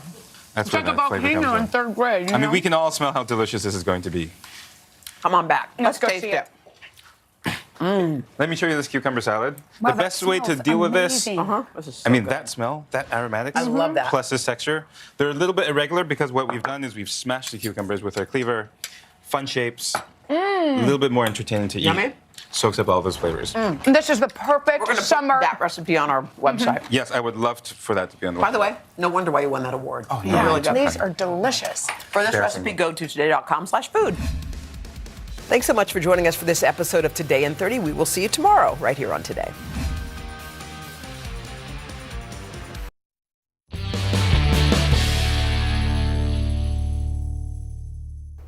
Welcome to AAPI Amplified, Stronger Together, our Today All Day special celebrating AAPI Heritage Month. And to honor that, we are showcasing the Asian American and Pacific Islander leaders making a difference in their communities. Like Helen Wynn, the inspiring entrepreneur followed her dream to open a restaurant, but it happened at the worst time, right as the pandemic began. Restaurants saw massive layoffs and closures, but Asian restaurants were hit especially hard. But against all odds, Helen managed to keep her restaurant surviving and thriving. Here's how she did it. Helen Wynn starts almost every day like this. The first to arrive and often the last to leave her Vietnamese restaurant near Chinatown in New York City. It's been that way nearly every day since Saigon Social opened on March 13th, 2020. A day many of us will never forget. I am officially declaring a national emergency. Americans in retreat tonight seeking isolation in the face of the coronavirus. The 13th was supposed to be our grand opening and it just didn't feel right. It's like, hey, look, I think we need to cancel this. And then it was one day turned into 3, turned into like a whole week. And I think it was at the end of that first week when I realized that there might not be an end to this. On top of the lockdown and empty streets, a rash of anti-Asian racism across the country, making it especially challenging for Asian restaurants. According to credit card data, spending at restaurants across New York City dropped by 85% during the height of the pandemic. But in Chinatown, it went down 96%. This is one of the restaurants that hasn't reopened since the pandemic, and it's one of my favorite restaurants I used to buy lunch all the time. Wellington Chen is the executive director of the New York City Chinatown Business Improvement District. He says of the 300 restaurants in the neighborhood, only 29 remained open. He says what happened here was reflected in Asian business enclaves nationwide. People associate with us wearing the mask as being the virus carrier, and that precipitated, and then the anti-Asian hate, and then the real outbreak. So we took a deep dive. With no in-person diners, Helen operated Saigon Social at a loss for months, serving takeout through a window, often running it completely by herself, even sleeping at the restaurant. I found a lot of comfort in just staying here and cooking. I just didn't want to leave. I didn't want to go home because I wasn't really sure which direction it was heading. How close did you come to closing your doors? Oh, I think that it almost felt like every day. I just knew that I needed to be here because it was the only thing that was comforting me at the time. She found the grit to keep going by giving back. She partnered with nonprofit groups Heart of Dinner and Feed Forward to serve free meals to the elderly in the neighborhood, people who struggled to safely get food. Finally, last summer, a break from the virus, a return to indoor dining, and profits. Then Omicron hit. The most dominant COVID strain in the U.S. It wasn't just the initial shutdown. You had to shut down a second time? Yes, that was very painful. On the verge of shutting down, Helen shrunk her staff and switched back to takeout until finally Omicron waned. She says Saigon Social is now turning a small profit. She has a staff of 17, open for dinner 7 nights a week. Her favorite part of the job? Interacting with diners and seeing their faces when they try the food. Do you like mushrooms? Yeah. Yes, then you should probably do our steamed rice roll. What have you learned from this experience? You definitely cannot do it alone. And businesses are coming together. This place has great rice noodle. Chen says Chinatown now has 294 open restaurants. What can people do to support the businesses and restaurants here? Have dialogues, have a better understanding, treat it as though this is our fellow human being. I have no doubt that this community, including New York, will come back. Gold House is a nonprofit that was started to unify more than 50 Asian ethnicities and empower them. NBC's Craig Melvin caught up with the folks behind the organization. Right now, for the last couple of years, the Asian American community has been in the spotlight for good or wrong reasons. But we don't want that just to be a moment. We don't want that just to be a blip and then wait another 20 years and we get to have the attention. Turning a moment into a movement. Executive Director Jeremy Tran and President Bing Chen are leaders at Gold House. It's a collective of Asian and Pacific Islander changemakers fighting for socioeconomic equity. How was Gold House born? A bunch of us were in a room and we all looked around and we wondered why Asians just weren't thriving in society. Why on media we felt like we were always portrayed as weak or the villains. We wondered why when we walked into our offices and our work, why we were employed but weren't being promoted. Across the board, we wondered, why does no one see us in the way that we think we deserve to be seen? And we decided it was time to do something about it. Along with the support of some of the most influential names in the community, from actor Daniel Day Kim to fashion designer Prabal Gurung to Olympian Nathan Chen to executives of major companies, the group established itself in 2018 with the aim to unite and uplift. Where does the name come from? What does Gold House mean? It means two things. One is house, we're trying to breed familiarity and safety. This is a safe haven that you can come home to. I think Gold is actually the fusion of the 50 incredible ethnicities we have in the API diaspora. And second is we're trying to head on target the misperception that all API folks are cheap. We're not. Some of us are easygoing, some of us are a little high maintenance. We do want to show that there's an air of premiumness, of quality. The first part of the movement was focused on Hollywood, with the organization's Gold Open concept, amplifying API-led films like Crazy Rich Asians and Parasite to ensure box office success. We're now the first API call for every Hollywood studio, network, and streamer on everything from cultural consultation, so making sure we get script storytelling right, all the way to marketing. From partnering with Spotify to bolster musicians to creating a filmmaker fellowship with Netflix and Tribeca Studios, their success landed them a feature in Vanity Fair. Today, the influence of Gold House expands beyond entertainment, whether it's through a book club or empowering entrepreneurs with funds and resources. But the next phase will focus on helping other communities shine as well. I understand that the organization is aiming to do some projects with other marginalized groups, some collaborations. What are we looking at here? Gold House is not trying to build a world formed by Asians. That's so backwards, self-segregationist, myopic. That's not why we're here. We're trying to empower the world's majority, APIs, we're 4.5 billion people, to serve and lead all marginalized folks. I know very few good ways to support another community sincerely than to invest in them, to show them and put our money where our mouths are. We can share talent, we can share dollars, and we can share deals. Because I don't know that we can just wait for the old system to employ all of us, to promote all of us, or to invest in us. So much of what we recognize is important out there is the intersectionality between being Asian and Asian American and also being part of the disability community, being part of the LGBTQ+ community. So where we live is finding those intersectionalities and finding ways to amplify each other. The group's ultimate goal for Gold House to not even be around, because that means there's no need for a group to be fighting for Asian American representation. Coming up next, we will introduce you to the Girl Scouts' first Asian American CEO. Good morning, everybody. Welcome to Today. Future's looking bright. You got a whole restart. How does that land with you? Is climate change and the environment one of your top priorities? Sounds so good. Love it.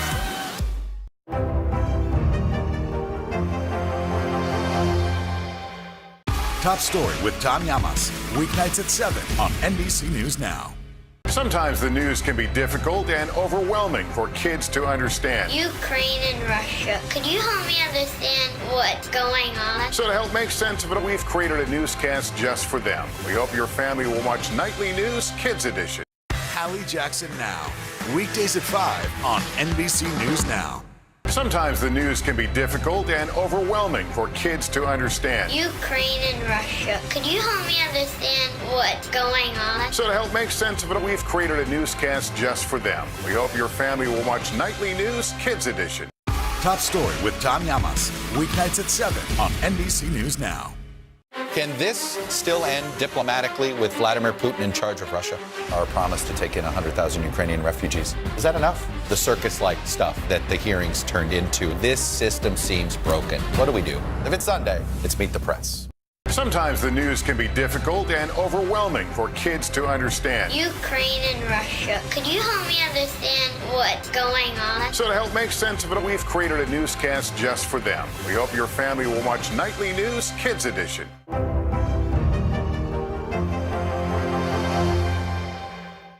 Good morning, everybody. Welcome to Today. Future's looking bright. You got a whole restart. How does that land with you? Is climate change and the environment one of your top priorities? Sounds so good. Love it. These days, it feels like the news never stops. So let's get into it. What's happening right now, what it all means for you for an hour every day. It can be hard to keep up, so let's get started together. Hallie Jackson Now, weekdays at 5 on NBC News Now.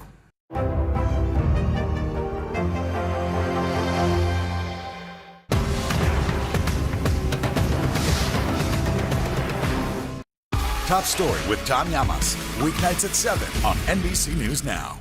Hallie Jackson Now, weekdays at 5 on NBC News Now. Girl Scouts of the USA registered its earliest troop of 18 back in 1912. Now the organization has 2.5 million members, and for the first time in its 110-year history, it is led by an Asian American woman. NBC's Chanel Jones sat down with her exclusively to learn what and who inspires her. Take a look. We have 2.5 million girls and volunteers. There are 25 million school-age girls in the United States. So we have a huge gap, and I have the ambition to reach all of them. Sophia Chang is the first Asian American CEO of Girl Scouts of the USA. The organization was founded more than a century ago by Juliette Gordon Lowe in Savannah, Georgia. Is it exciting to jump into something new like this? So exciting. A little scary. Chang's career includes 20 years as an executive at HBO, but her story began in Brazil, where she was born to Chinese parents. I would have never connected those dots to where I am today. Sophia's parents moved to the U.S., leaving 2-year-old Sophia and an older sister to be raised by grandparents until Sophia was 10. We came to Philadelphia. My parents had a small Chinese restaurant, and my sister and I spent every single day after school there and every single weekend working for them. I can make a really good wonton. She and her sister quickly learned how to speak English. We served as translators for our family and really taking on these adult responsibilities. What I didn't realize at the time was that it really was preparing me for leadership. I think that's a lot of what we do at Girl Scouts. It's to prepare them for leadership, but in a really fun and dynamic way. It's not lost to me. You're the first Asian American CEO. Is there a message that you hope resonates? This is obviously a dream that I didn't even know I had. I'm proud, and I hope that this is an opportunity for girls, Asian, not Asian, to dream big. In her new role as CEO, Sophia makes it her mission to meet as many of the Girl Scouts as she can. What has it been like to talk to some of these girls? They are incredibly articulate, poised, and well-spoken, and they have a big heart. What I'm most impressed by is whenever they think of themselves in a place of leadership, they really think about it as, why not me? These days, the Girl Scouts are tasked with an even bigger purpose. They are an exciting generation who wants to take on inequality, food scarcity, mental health, sustainability. Our job is to create a broad program. Beyond the program, Sophia, whose daughter is a Girl Scout, has also put in the work, helping with cookie sales. Talk to me about being a parent volunteer. Well, in my first year, I volunteered to be cookie mom. Okay. And when I walked into my apartment, there were boxes of cookies everywhere. And some of the parents called and said, can we pick them up later? And I said, no, you can't, because I need to shower. Because they were also in the shower. Oh my gosh. The Girl Scouts made headlines recently when a judge dismissed their lawsuit filed against the Boy Scouts in 2018. The suit claimed that the Boy Scouts branding caused confusion and damaged Girl Scouts recruitment and marketing efforts. Our goal really is to ensure that there's no confusion.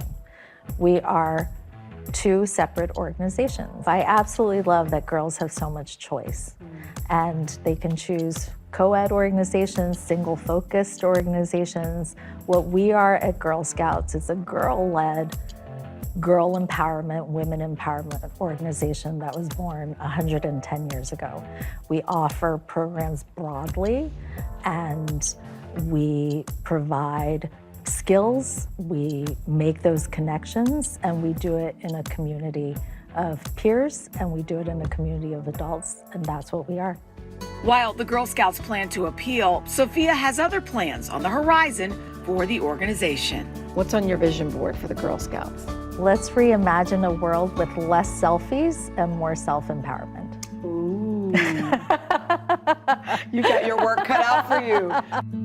And speaking of girl power, we want to introduce you to the preteens behind AAPI Youth Rising, an advocacy group started last year by Mina Fedor when she was just 13 years old. Now she and her friends are hoping to inspire change in between pizza parties and homework. NBC's Savannah Sellers caught up with them in San Francisco.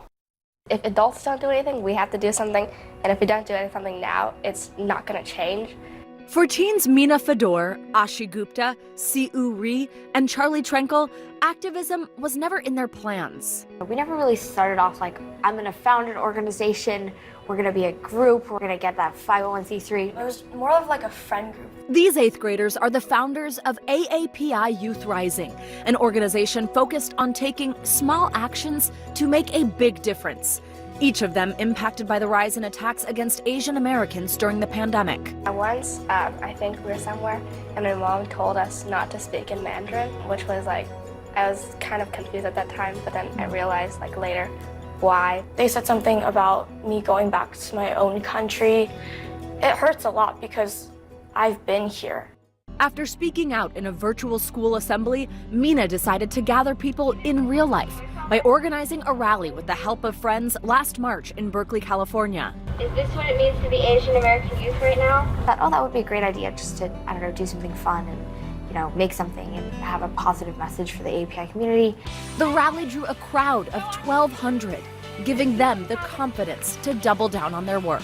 What makes you decide, hey, now this is really an organization? Seeing the impact the rally made, it just really made us realize that we can make a difference. So tell me about the work that you're doing. The 1 by 180 pledge. We ask people to support in just one day, only one day of AAPI history out of the 180 instructional days of the school year. These young women crafted the material for that course themselves, and they'll be the ones teaching it in their school, with other schools following soon. So if we're taught what we're experiencing and what AAPI people have contributed to our community, it would be very important for everyone to know about, because then we know that AAPI people actually belong in America and we're not like foreigners or the model minority.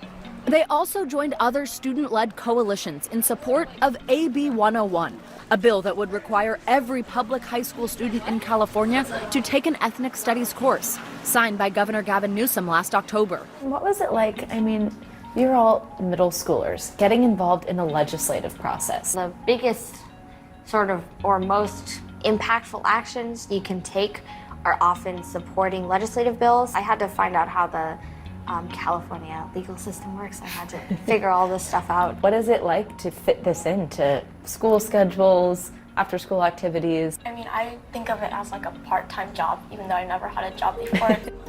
It's a job they take seriously, just recently helping to bring this mural to life, honoring AAPI heroes, and partnering with American Girl on the 2022 Girl of the Year, the first Chinese American doll to take the honor.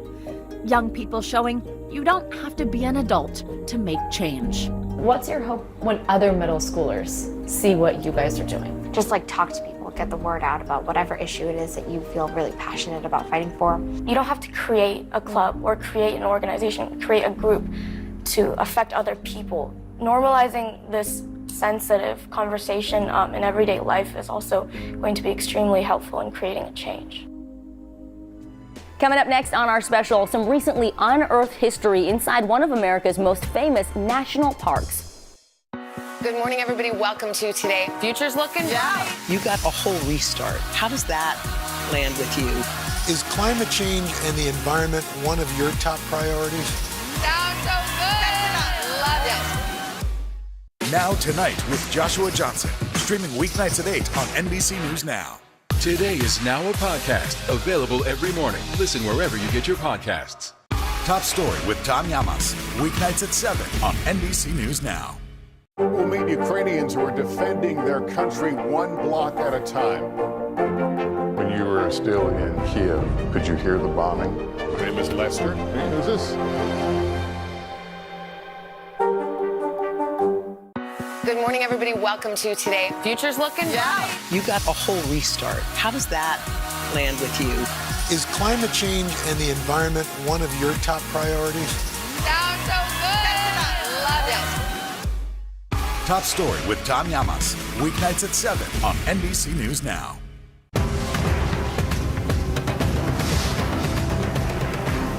We'll meet Ukrainians who are defending their country one block at a time. When you were still in Kiev, could you hear the bombing? My name is Lester. Who's this?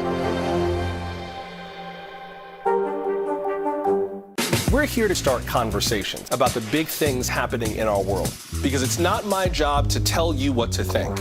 My job is to think about what you tell me.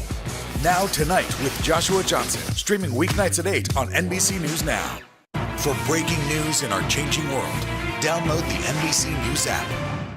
To cover the news, you have to be in it. These are families trying to board those trains to Poland. I also want to get home.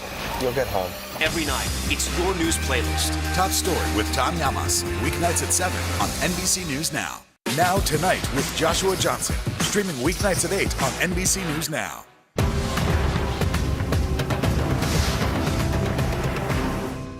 Top Story with Tom Llamas, weeknights at 7 on NBC News Now. Good morning, everybody. Welcome to Today. Future's looking bright. You got a whole restart. How does that land with you? Is climate change and the environment one of your top priorities? Sounds so good. Love it.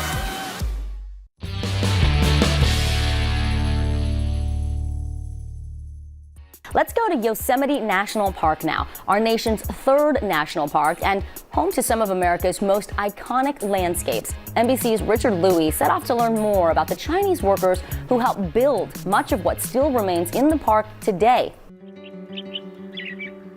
I started working here because I really wanted to learn more about the environment, to share this place with people.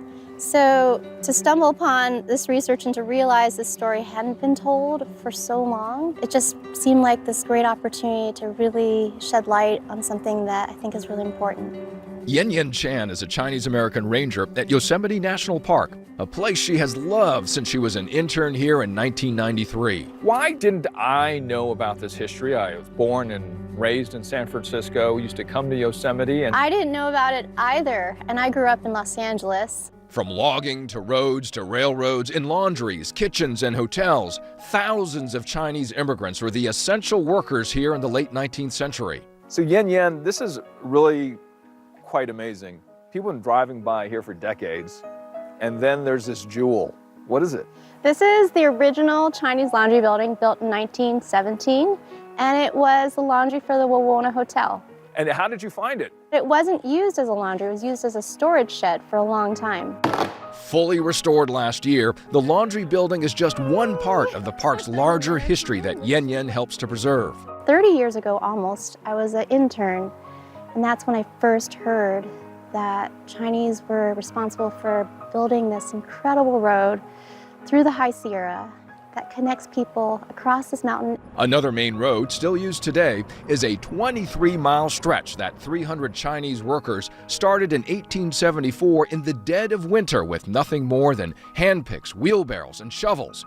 It was completed in less than 5 months and leads here to this hotel, the oldest in the park. Part of our mission at the National Park Service is to tell both the natural and the cultural history of this country.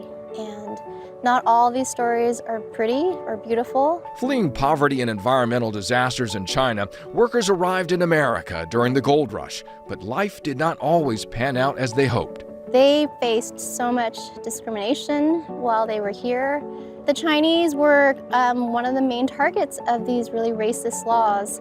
They weren't allowed to become citizens, and there was a period of time when they couldn't testify in the court system.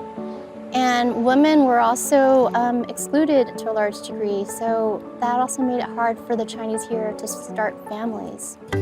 Despite all the hardships, the workers also contributed their extraordinary culinary skills to the park.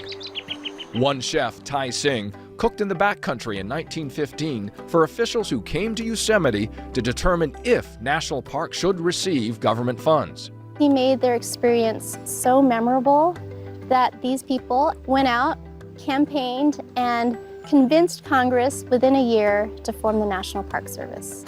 This is the back porch of the Wawona Hotel's kitchen, and Ayu would often sit back here in a chair. Another beloved Yosemite chef was Ayu, who was head chef at the Wawona for 47 years. What do we know about Ayu? He was so revered in the kitchen. We're talking about the first farm-to-table chefs of at least that era. Actually, the Chinese were responsible for a lot of the fresh vegetables and fruits grown here. Yenyen's research is drawing visitors to the park. We were even stopped by a fan who asked for her autograph. Thank you so much. I think all Asian Americans and Americans should think about this story and be proud of the contributions that they did here. And the fact that we have this national park, it's in many ways due to their hard work in making this place accessible to the public and making the story of Yosemite widespread. That legendary Yosemite chef Tai Sing now has a peak named after him in the park, Sing Peak. Now, law enforcement agencies across the country have seen a sharp rise in hate crimes against Asians since COVID-19 hit in 2020. NYPD gave us access to its chief of detectives to talk about how they're trying to stop this disturbing trend. And there are signs of progress. The first viral videos were shocking. At the start of the pandemic, elderly Asians attacked, slowly spreading fear throughout the Asian American community. 2 years later, the violence continues. Reports of hate crimes are up across all minority groups. But according to the Center for the Study of Hate and Extremism, Asian Americans are seeing the biggest spike. From 2020 to 2021, the number of anti-Asian incidents reported across major cities increased 224%. New York City making national headlines for brutal crimes against Asians. NYPD's chief of detectives, James Essig, leads the department's 4,000 detectives, including the Hate Crime Task Force, which is now under new leadership. He met us for an exclusive interview in Chinatown, just blocks away from where 35-year-old Christina Yuna Lee was followed home and murdered. The one thing with the Asian hate crimes, more than any other particular ethnic group, it's personal. They're getting punched in the face, they're getting spit on, they be pushed. 3 months ago, police say a man attacked 7 Asian women in a 3-hour period. He now faces 13 hate crime charges and has pled not guilty. Have you seen the Asian American community as out front on an issue like this? No, never. The Asian community is very reserved, but never seen crimes like this against the Asians. It just seems like, again, 2 years ago, just astronomically spiked. Chief Essig encourages victims to come forward. We have spoken with some people who say that when they did come forward, that they felt that they were brushed off or that they were discouraged from reporting the hate crime. Are you concerned about that? Well, from my perspective as the chief of detectives, when we get that case, we're going to do a full investigation. What's your message to the officers taking these reports? Well, taking a report, they don't fall under me. If somebody comes to the police and they're reporting something, we have to take everything serious, and especially a hate crime. If that's the case, then we have to do a hell of a lot better job. I recently had the chance to talk with actor and now activist Daniel Dae Kim. You already know what this means. He's testified before Congress and is currently an advisor on President Biden's Asian American Pacific Islander Task Force. Recently, you talked about how you have noticed a lot of changes in the Asian American community and how we've responded to the spike in anti-Asian sentiment. What has struck you about the community's response? I think First and foremost, we've galvanized in a way that I've never seen before. They've never had a greater number of donations than they had over the past year and a half or so. And that's really encouraging. I think within the community, there's a sense that we're in this together. The president signed into law the anti-Asian hate crime bill. It directs funding to help make it easier for people to report hate crimes. It also puts reporting into multiple languages.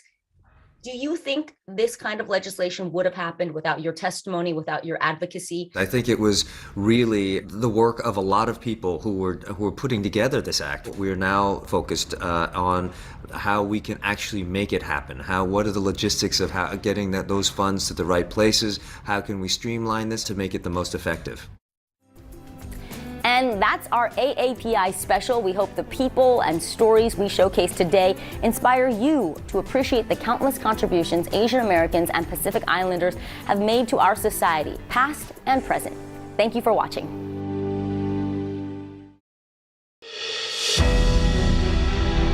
Good morning. Tragedy in Texas. Overnight, the death toll climbing even higher in the nation's worst school shooting in a decade. At least 19 children and 2 teachers inside an elementary school gunned down in their classroom. Complete disregard for human life. Just an evil person started shooting. An anguished and angry President Biden addressing the nation. Why? Why are we willing to live with this carnage?